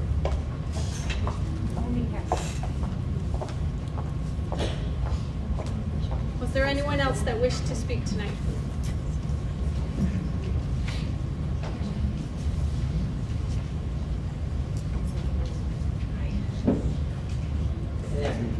I don't have a prepared statement, so it's not usually the most eloquent. I'm trying my best to do that. I actually wasn't planning on getting up tonight. My name is Lori Murhitch, I'm sorry. And I wanted to, I wasn't planning on getting up, but I was looking at your instructional personnel list, and it sparked a question that had been blowing over in my head for a while, just as a parent in the district, of a child that receives some services currently through your CPSC program. I see on Part G here, appointing CSE chairpersons for meetings. I understand what that means as far as having school psychologists present at CSE and CPSC meetings. My experience as a parent has been there's been a lot of changes in the PPS office, Pupil Personnel Services office, and I had to kind of do my own legwork to figure out what that means for my child. My child's at a point where he is leaving the pre-K program and entering into kindergarten next year, which, as you probably know, is a whole different set of criteria for special ed. And as a parent, that's kind of daunting, especially when the people you've been working with in the PPS office are now no longer there, and you're working with new people. So we had kind of an established relationship with Ms. Triasi, who used to be in the PPS office, and now I'm, navigating the new world of what the changes have been in that office. I've been working with Kate Hines. She's the TOSA CPSE chair. She's wonderful. I want to say a lot of only positive things to say about her. And in fact, our entire experience with special ed has been excellent in Beacon, so thank you for that. But I guess my question is, the new leadership in that office, what are they doing if they're not chairing CSE and CPSE meetings? I see that you have the TOSA come in to do that. But what is the future of that? Is that going to stay consistent for next year? I guess as a parent, I'm just wondering, who do I want to make sure I maintain that relationship with so that I can make sure my child is represented by someone who consistently knows his IEP and knows his issues? Because you're not given that much guidance as a parent. Entering into the system, I learned, pretty quickly that I was my child's advocate, which has led me to being an advocate in a greater sense. Really, it begins with my child. Sure. So I guess that's what my question is can you explain some of the changes that have happened in that office and what the new leadership is doing there when they're not chairing CPSE meetings, and how does that work for a parent in the district who's looking to know who's going to be present at my child's meeting? Does that make sense? Yes. Okay. So I will try to answer your question. So Ms. Hines is doing CPSE this year as a special assignment. Have you met the assistant director and the director? No. So the assistant director is Ashina Baez, and the director is Cecilia Dancero-Rumley. Both come with a lot of experience. We're all very lucky to have both of them there. I think those would be your starting point. They are the ones that would, if you have an issue that you would go to if you had a problem with your child or your child's IEP. So the person doing the meeting, so the question is the psychologist running the meetings. There's a lot of meetings. So there's CSE, CPSE, annual reviews. I'm probably not even giving justice to all of those things. So I think the most important part, you've met Kate Hines, that's great. I think you need to familiarize yourself with the assistant director and the director, who would be the focal point of what is going on. So both of those women have a lot of other responsibilities than just chairing meetings. So you're seeing the stipend going to some of the psychologists to help do that, but they deal with parent issues, student issues out of district. I mean, I can go on and on. In fact, Ms. Dancero-Rumley is going to be doing her special education budget next board meeting, so you'll be hearing a lot more information like that. So the job of all three of those individuals is very varied, and again, I'm not doing it justice. So, but those would be the two people. If you had any problems with, you should contact the office. The clerical staff is all exactly the same as it was. So if you have an issue, just call central office and they will help you. Thanks.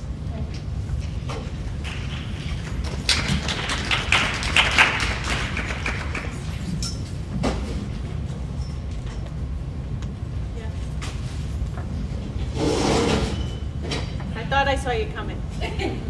No, this is really quick. Hi, Jody Macrito. I just wanted to say that I don't really know what it means that Ashley Jackson's resignation was taken off the agenda, but I hope that what it means is that things could possibly still be worked out at this point. I've also heard that she's possibly being pushed out. Ever since ABS started, people have been approaching me to tell me information that they don't feel comfortable coming to school board meetings and saying. But because of this, I've been hearing a lot about certain issues that are going on at the high school, and I really hope that this sparks something that possibly helps solve those issues. And as far as diversity in the district, I just want to reiterate what everybody's been saying, and obviously it's an extremely important issue, and I think that it's wonderful that so many people have come here tonight with so many positive constructive ideas of how to go about accomplishing that, and I really hope that something comes of it.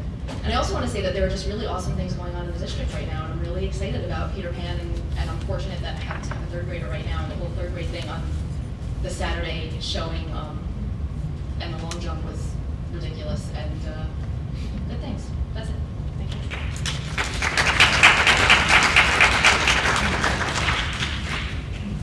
Anyone else? Okay. Thank you. And your report.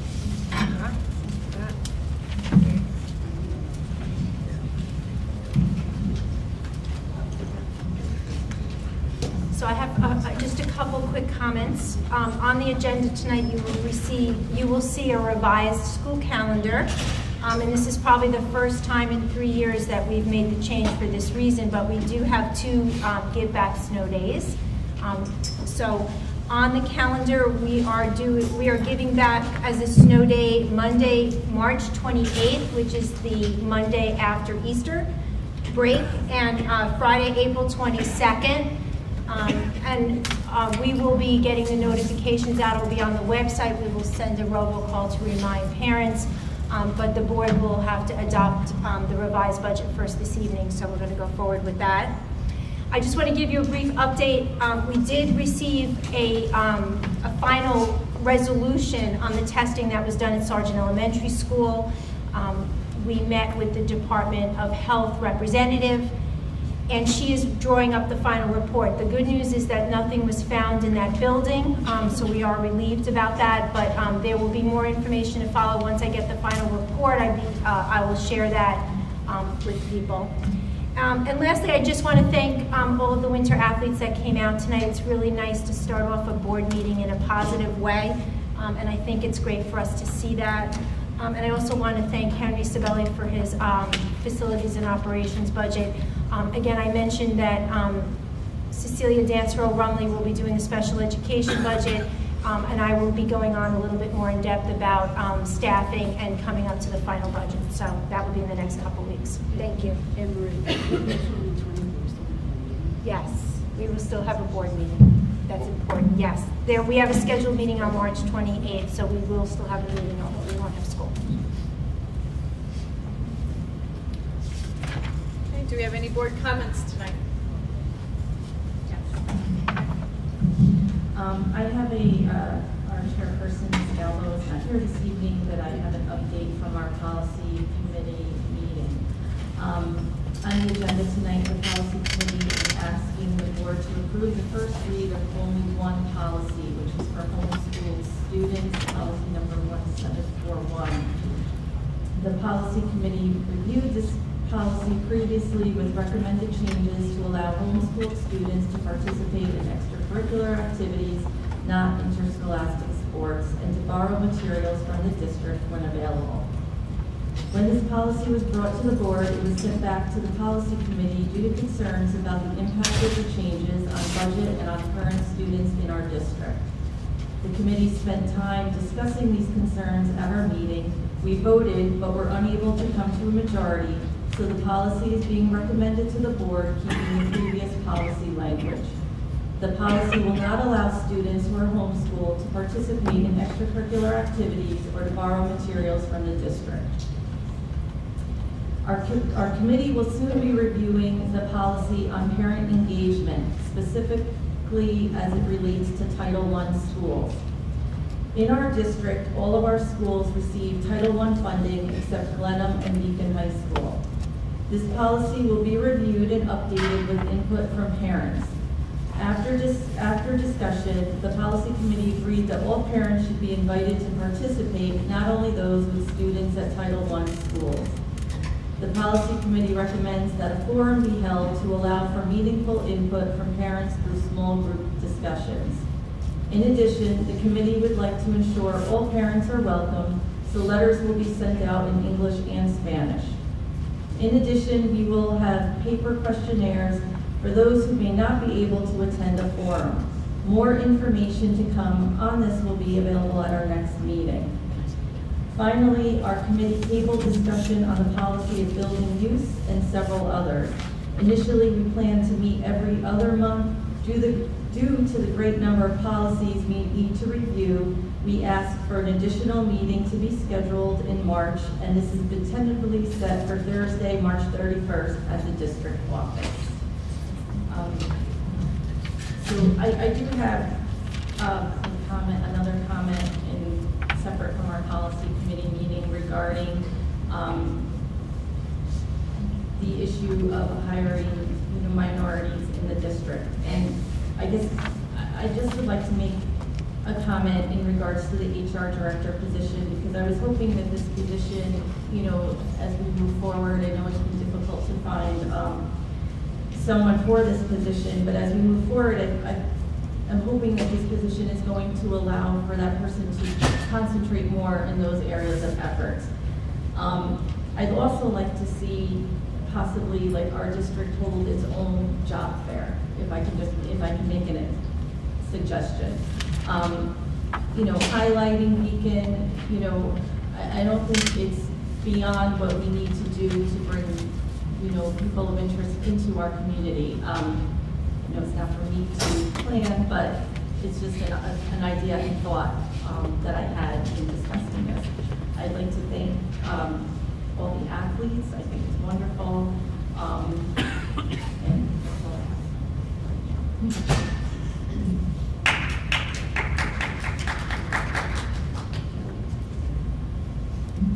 Go ahead, Kenya.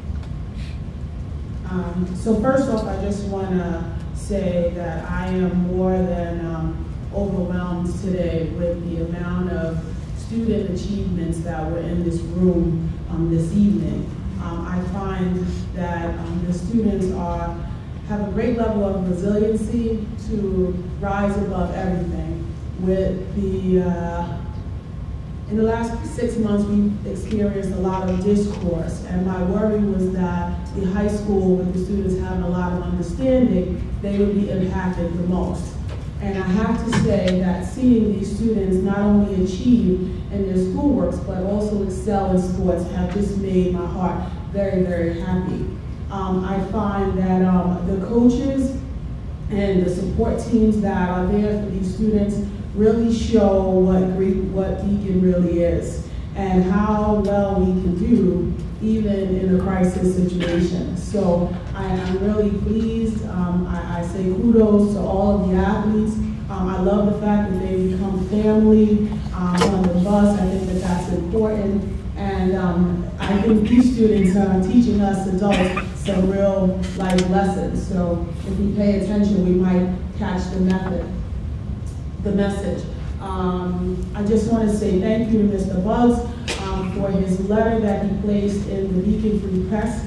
I think that takes a man of great integrity to admit when he sees that he has not done the right thing, but still advocate for the things that he wants.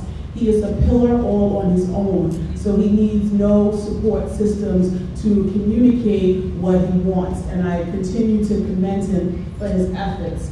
I am asking that this Board of Education take some non-traditional methods in trying to attract a diverse pool of people as well. Although we have made some strides in hiring people of color, there is more work to be done. So I do say that, are we moving forward? Yes. Are we trying? Yes. Is there more to be done? I'm going to say yes. And so I am also proud of this Board of Ed for considering to remove Ashley Jackson's resignation from review tonight. This speaks volumes that the community has come out and speak, and I hope that Ashley hears the community say that we want you here, or we want to understand and hear what you have to say. And I think this Board of Education has done just that as well. So kudos to all of us that sit here and want to inspire her to continue to do whatever she desires to do, but just let us know what's going on. Thank you. I just have a brief update. A couple weeks ago, we met for the technology meeting. I don't have my notes handy with me, but our next meeting is May 3rd. So I will give you an update on our last technology meeting at the next board meeting. Thank you.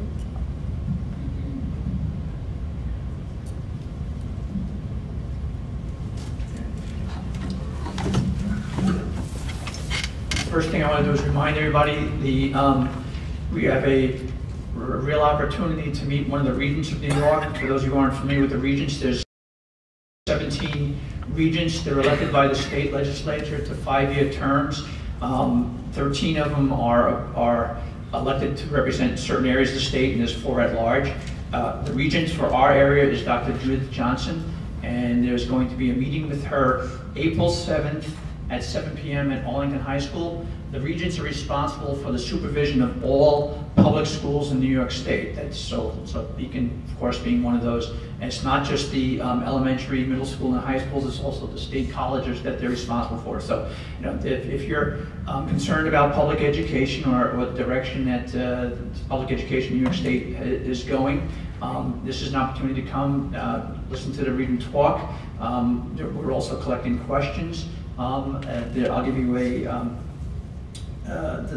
the email address for that. Just give me a second here. It's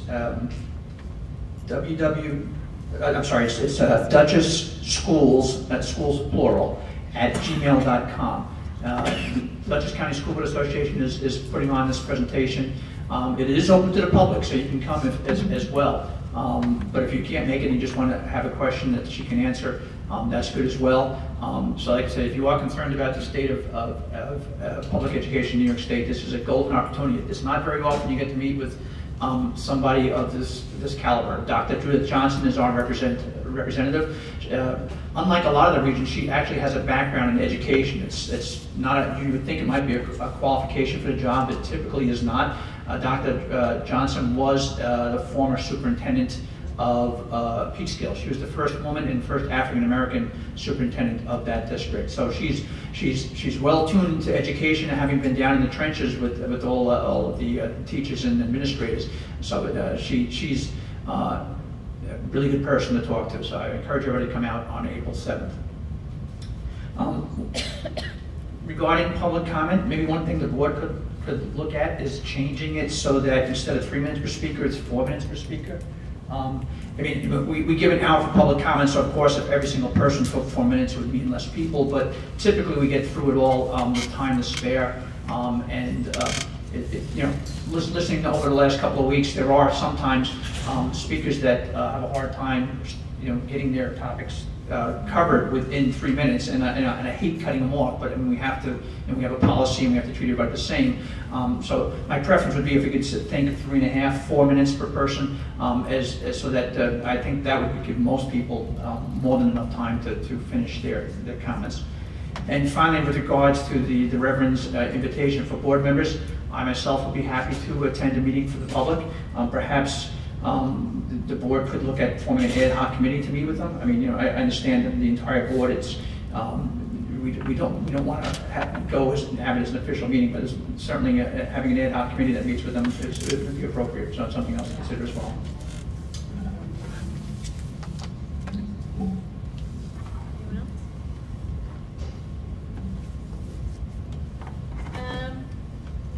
I want to tell you a nice story about our long jumper.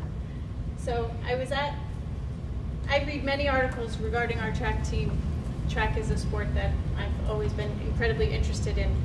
But the one word always used to describe Rayvon is humble. That guy is humble. So I'm at the sectional track meet down at the Armory in New York City, and I'm watching the high jump. And there's a pit right below where I'm watching up on the stands, and that's where the guys are lining up for the 300-meter dash.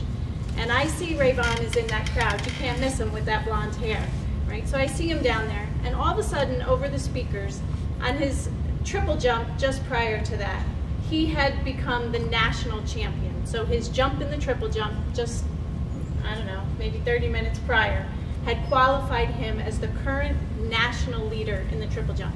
And they announced this over the speaker in the middle of the Armory, which is this huge place.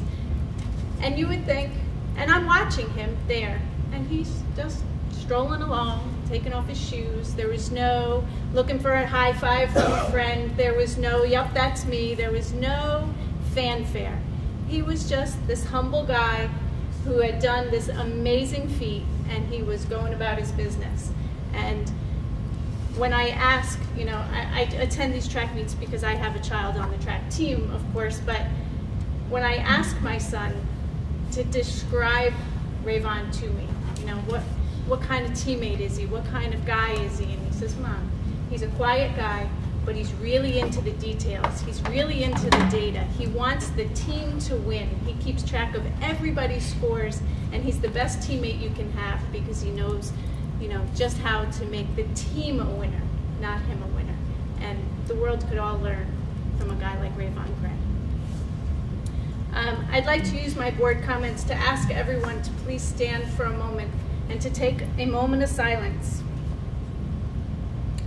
for Keval Haylett, the 18-year-old basketball player at Poughkeepsie High School.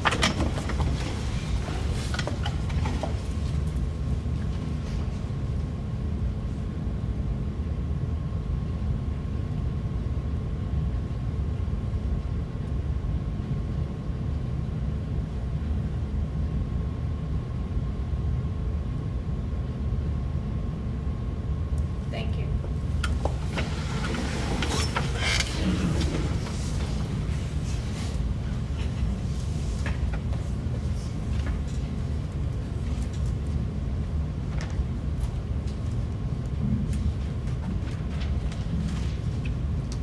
I'd just like to say to his friends, to his family, to his school community, right? How many Keval Hayletts do we have here in Beacon, right? How many young men just like him? So to his friends, to his family, to his school community, to the educators that saw him every day, our hearts are with all of you. Mike, could you please provide us with a legal update for tonight's meeting?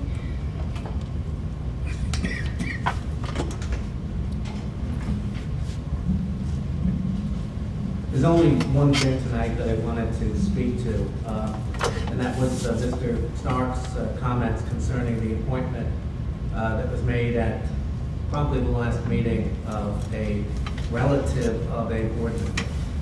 Mr. Stark is absolutely correct in that there are certain positions that when they're related to board members, they require a supermajority vote, a 2/3 vote. And I think he cited policy 6217. 6217 provides that when the board is appointing a teacher, a new teacher, who is related either by blood or by other legal process, to include marriage, that a supermajority, 2/3 vote is required. The board policy extends that 2/3 voting requirement to other professional staff beyond teachers, so they're talking primarily administrators. The position, as I understand it, that was appointed at the last meeting was for a security guard. And I do not believe that the position that was appointed by the board at the last meeting is subject to the supermajority requirements of 6217. So although there are certain positions that are, I do not believe that this one was. Thank you. Okay, and moving on, we are at new business. The topic for new business tonight is the RFP process. We've talked in previous meetings regarding our wishes for the RFP and what we would like to include. Does anyone have any thoughts regarding the process or what you like or dislike within the samples provided to us? Yes.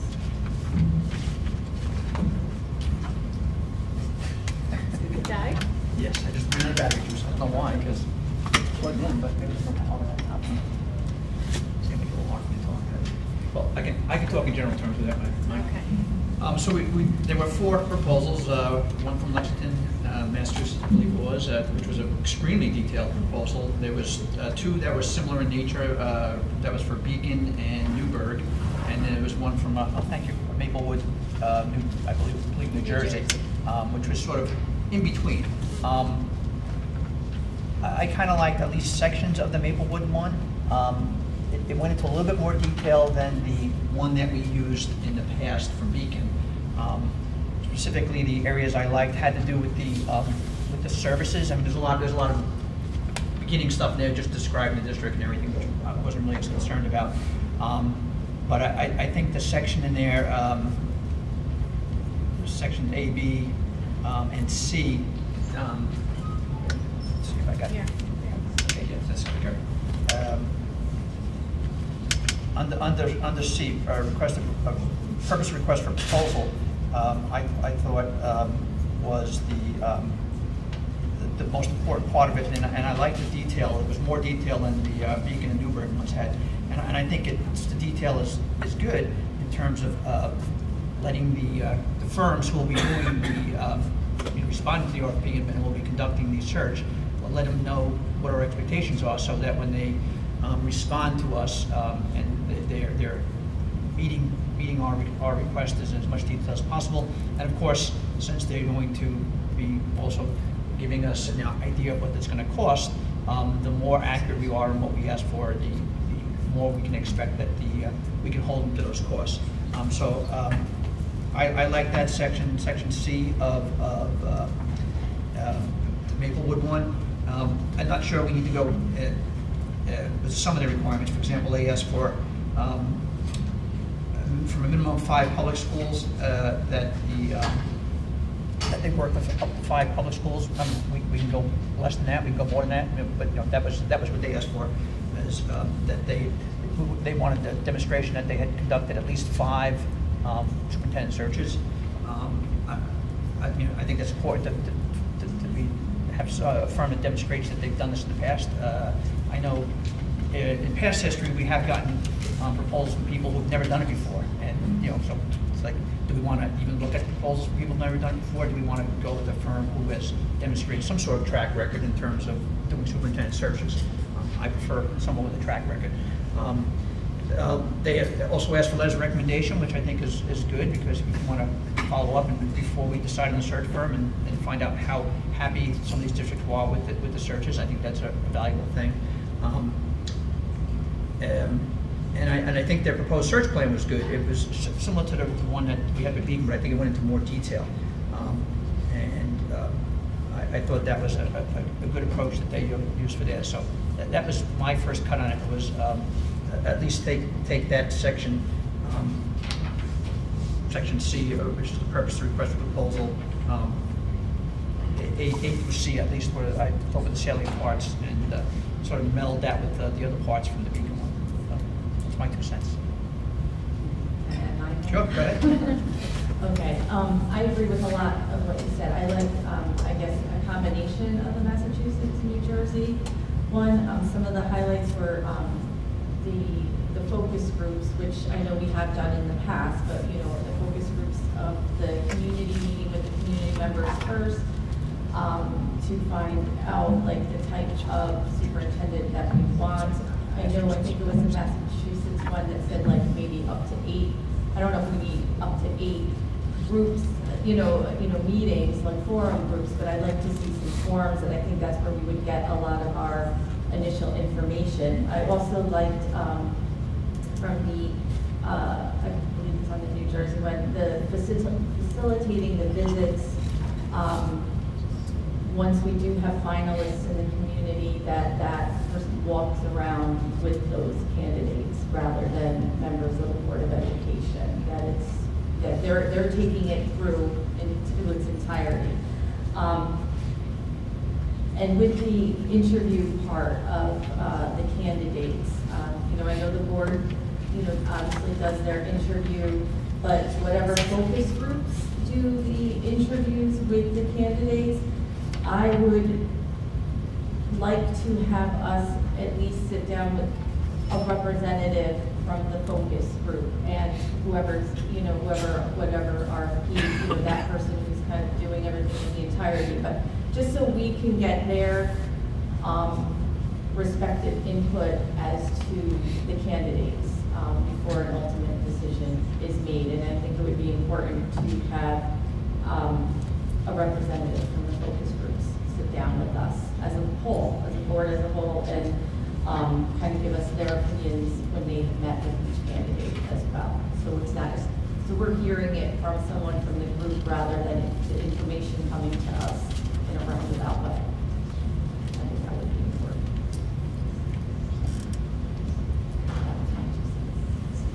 Anyone else have thoughts down there?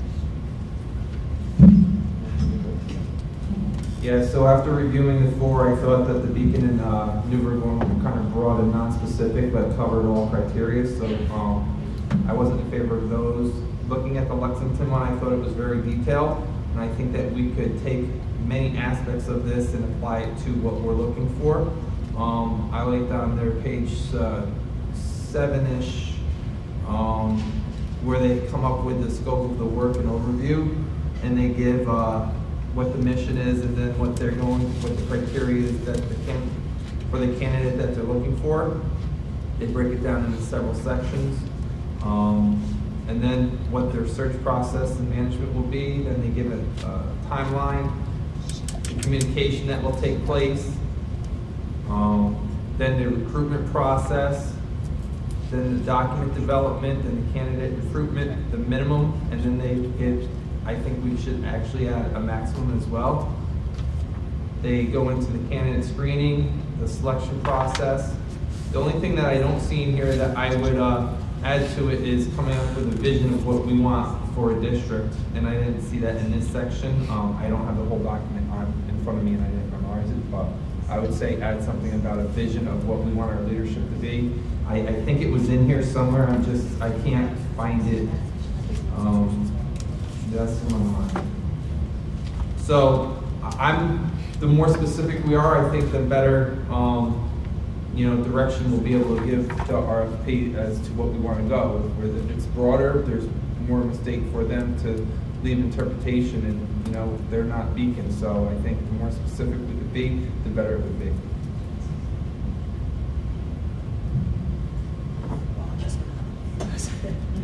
So I agree with Massachusetts and the Maplewood, New Jersey. I think that they were more on point. They were very focused and detailed as to narrowing down the situation. I thought that Beacon and Newburgh were a bit vague, like it was missing a lot of the components. So I think if we were to take a look at these two and then compile them together, take out what we don't need, what does apply, I think that it'll make for a great RFP.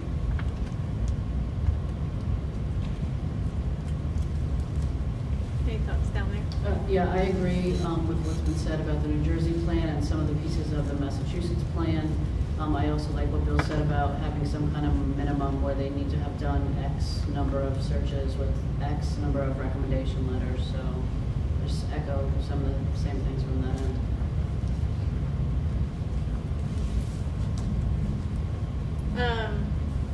I had a couple thoughts. Much the same as everyone at the table now. I think the Massachusetts one was just way too detailed, way too long. How would somebody even respond to that, to put a proposal together? But there were pieces of it, specifically some of the pieces that Anthony was mentioning, that I would like to see included. I noticed on different RFPs, some ask for a proposal for an amount for a local search, some for a tri-state search, and some for a national search. Undoubtedly, I want a national search. Did you notice that on these? Some. Yeah, some of them. The one question I had, Mike, when you presented the Lexington one to us, were they successful in hiring a candidate? I think we're ultimately successful, yes. And I gave these as examples not because the specific RFPs were particularly good or bad, but I wanted the board to get an idea as to the different level of details that these RFPs could contain. And you can put the detail in up front, you can put some in up front and have the consultant gather additional information as they're going through the public input and the information gathering process. There is no one right way to develop an RFP for a superintendent search consultant, and these are just examples. And I didn't expect or intend that the board would say, I like this one, let's send out Massachusetts, or let's send out New Jersey. It's just a menu of options that the board can consider and ultimately choose from. Are we, like, so we could take many aspects of any RFP and we could create our own RFP, basically, and that's what I was thinking we were doing tonight. Is that the case, or is that just we're brainstorming as to what aspects we like, and then we're going to formulate what we want our RFP to look like? Or I think the thought tonight was for everyone to share their ideas of what they wish to see included, and then Mike would attempt to put that together into an RFP for our review, and then it would be sent out. Okay, so I'll go what I would like to see included then. The first part that I would like to see included is I would like to see that the district stakeholders create a vision as to what they want their leadership to be. In addition to having a vision of what we want our future leadership to be, I think that we need to create, as a board, a mission statement as to what we feel our mission is and what our goal is. So that would help the consulting firm or whoever it may be match what the vision of our leadership is, as well as what our mission statement is as well. So that's the first part. Second part that I would go into and I would ask for in an RFP would be that scope of services that I was mentioning before, of outlining what we want for what characteristics, like such as prior experiences. I'm trying to look where I lost it.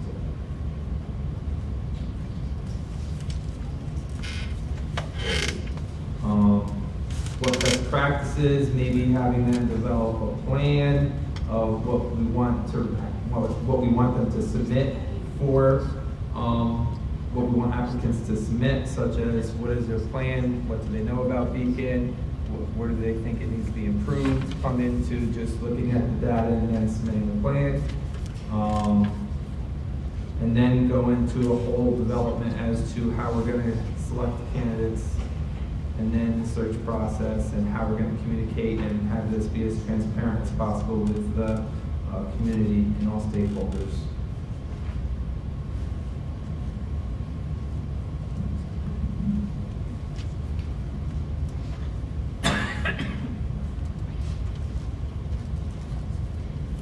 What I was looking at was specifically, as I said earlier, just to make sure I can capture it, is that, and a lot of this will probably overlap with what Anthony was saying as well, was I thought section C of the Maplewood RFP was good in terms of, as I said, requiring evidence from each of the companies who will be responding back that they have done these type of searches in the past.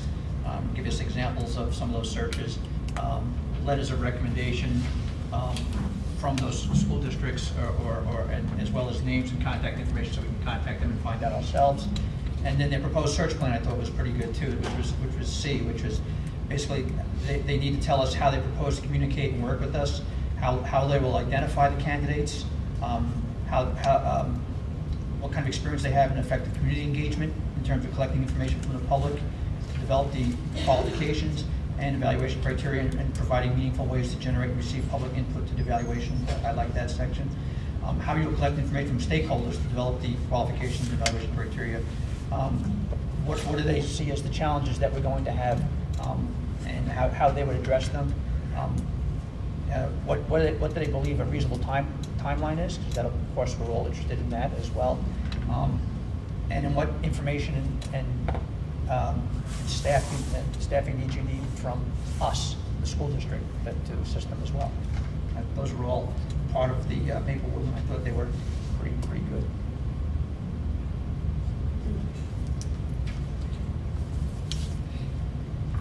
Anthony, Mike asked if you could put your thoughts that you expressed into an email as well, because he couldn't jot them down as quickly as you said them. Absolutely. Is that what we should do? I mean, well, I'd like to talk about it as much as possible, so we can, bring I agree with like the forums that Georgia was saying could be utilized for a lot of the stuff that I was mentioning. Exactly. So when I was looking down, I was like, oh, I should have just, that could have went with it, is the forums are going to be part of, some of the stuff. But I could definitely, Mike, I'll shoot you an email probably next week. I think it'd probably be best if you would forward it to Melissa, whoever is going to do that, then Melissa will forward them all to me. Okay. I agree with Bill and Anthony, and I just want to take the scope from both of them. So I like what they have with the forums, with the, how they're going to facilitate. They even, like the Massachusetts one even mentioned, even reviewing our job description for a superintendent and making necessary revisions to that along the way. And that is also something that I think from the forum. I mean, I know we have a pamphlet regarding, from our last search, regarding, what we wanted that were based from the forums, from the community members. So, I mean, I'm not saying to not look at that, but it would be interesting to, once they come up with it, to see if it even corresponds to something we already have. But that's some of the things that I would like to see. I'd like to see a mixture of that, of both of those. Anybody else have thoughts?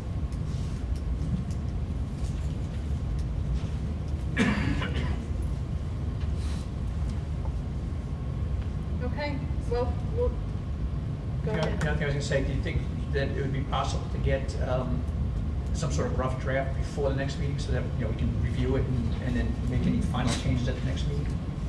Yeah. I mean, If the comments that go to Melissa, like if, for example, if they can come to Melissa by next Monday, then I'll have several days to kind of compile something, and then I will get the board a draft before the weekend.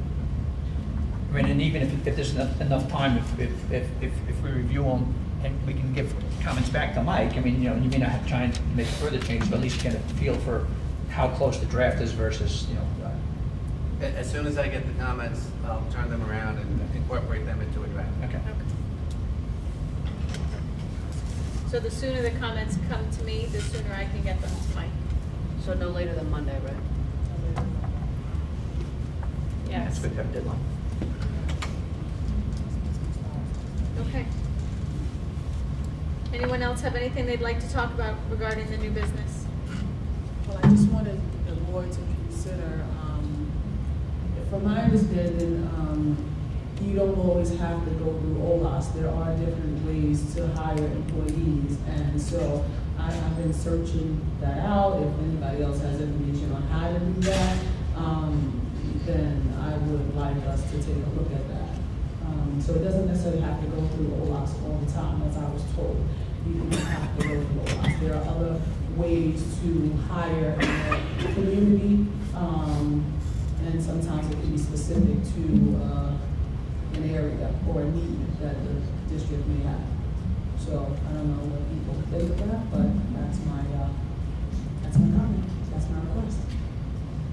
Okay, but you're just talking about general hiring. You're not talking about hiring a superintendent. You're talking about general hiring. General hiring, to increase the diversity in the school district. That's my goal. Don't we have a policy that says that we, well, I understand that it is possible that we don't have to, but doesn't our policy say that that is what we're going to do? And wasn't that a policy from the last time we met with Mr. Bug? And I mean, didn't we put that in place as a result of that? Isn't that, I'm pretty sure it's in the policy.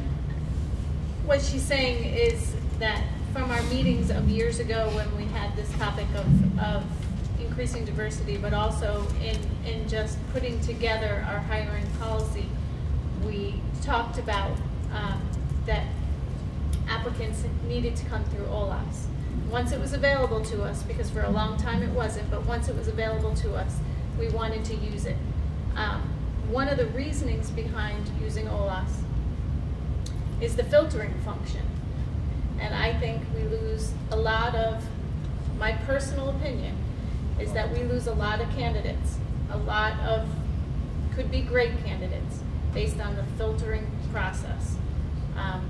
So there are non-traditional ways that the district can entertain. It is just Not just because we put in a practice 20 years ago or 10 years ago, that we have to follow that. You have to move with the times. And so therefore, the district should take a look, in my opinion, at the other venues that we utilize to hire more diverse candidates. But I think it more so than tools used, because OLAS is just a tool. It's where are we reaching out, right? That wasn't the topic we were discussing tonight, but certainly it's one that we can. But where are we reaching out? What schools are we reaching out to? What publications are we using? What job fairs are we attending? Where are we going to reach the people that we wish to bring to stand before our students? So I think when Dr. Walker was here, there was an initiative that continued in an attempt to try to go to places where the communities were more, or the students were more diverse. And so I don't really know what the results are from those visits. However, I do know that we are not only committed to OLAS. I do know that. And so because I know that, I would like us to visit the other options. I just have to agree with Penny on that one, is that although I think we have to do something different and something non-traditional, and I think it's okay for us to not use OLAS and look at other ways to increase our diversity in the district. Like I mentioned earlier during my comments, even if we did something non-traditional and like had our own job fair, where somebody can come in and meet like some of the representatives from the district, highlight some of the great things about Beacon and why they would want to come and work here. I think it's something that's on the table, and as I mentioned again in my comments, I really think that we had 2 audits that showed we really need an HR director, and I really think we need to concentrate our efforts there because that's a position that I feel could help us move along in this area. I think it's something that we kind of move ahead on and then we stop because of other things, and I just think it's being brought back up again. We need to do something different, and we can look at non-traditional ways. Certainly we can. I'm just saying OLAS has been used as a tool for gathering applicants. But I love the idea of hosting our own job fair. We've talked about, my feelings about job fairs many times. Meeting the candidates at a job fair is invaluable, right? Having the opportunity to talk to potential candidates, it's just a valuable opportunity that we need to take advantage of each chance we can. Maybe we both have different opinions on OLAS, because I just think of OLAS as a tool used for gathering applications, but it's used widely for its filtering process, and I don't like the filters. Karen, can you just, I don't remember all the schools you visited early on in the school year, but I know that you went to several schools. I know you went to several schools that have a lot of diverse students in them, so you could just...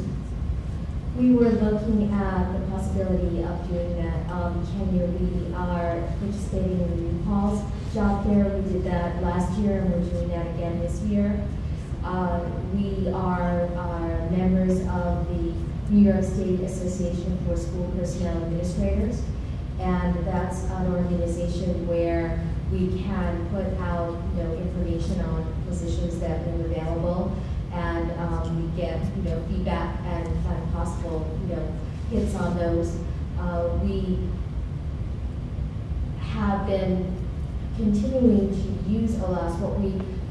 People can apply to us and fill out an application, but then we ask them to go and make sure that they've applied through OLAS. So it's not like we're completely limiting them. We are also looking at other options as well. We're looking at what some of the other local school districts are doing in terms of recruitment and following suit. I know that Ms. Quattroni was got a list of other areas where we could participate, and we will be doing that. So we're still exploring those options, absolutely. and also working through BOCES, and possibly looking at job fairs in the city or the lower Hudson Valley, because it brings a broader diversity. So it's still a work in progress. Any other comments? Okay. Resolution for transportation. May I have a motion? Motion to adopt bond resolution for school buses. Second.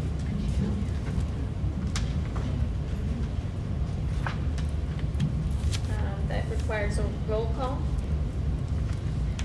Mrs. Antolik Everett? Yes. Yay. Mrs. Gadsden? Yes. Mr. Munoz? Yes. Ms. Patchen? Yes. Mr. White? Yes. Mr. Zoff? Yes. Mrs. Thompson? Yes. May I have a motion for resolution 11.02? Motion to adopt resolution providing this for the submission of a certain proposition at the annual budget vote to be held on May 17th, 2016, in and for the city school district of the city of Beacon, Dutchess County, New York. Second. Again, a roll call. Mrs. Antolik Everett? Yes. Mrs. Gadsden? Yes. Mr. Munoz? Yes. Ms. Patchen? Yes. Mr. White? Yes. Mr. Zoff? Yes. Mrs. Thompson? Yes.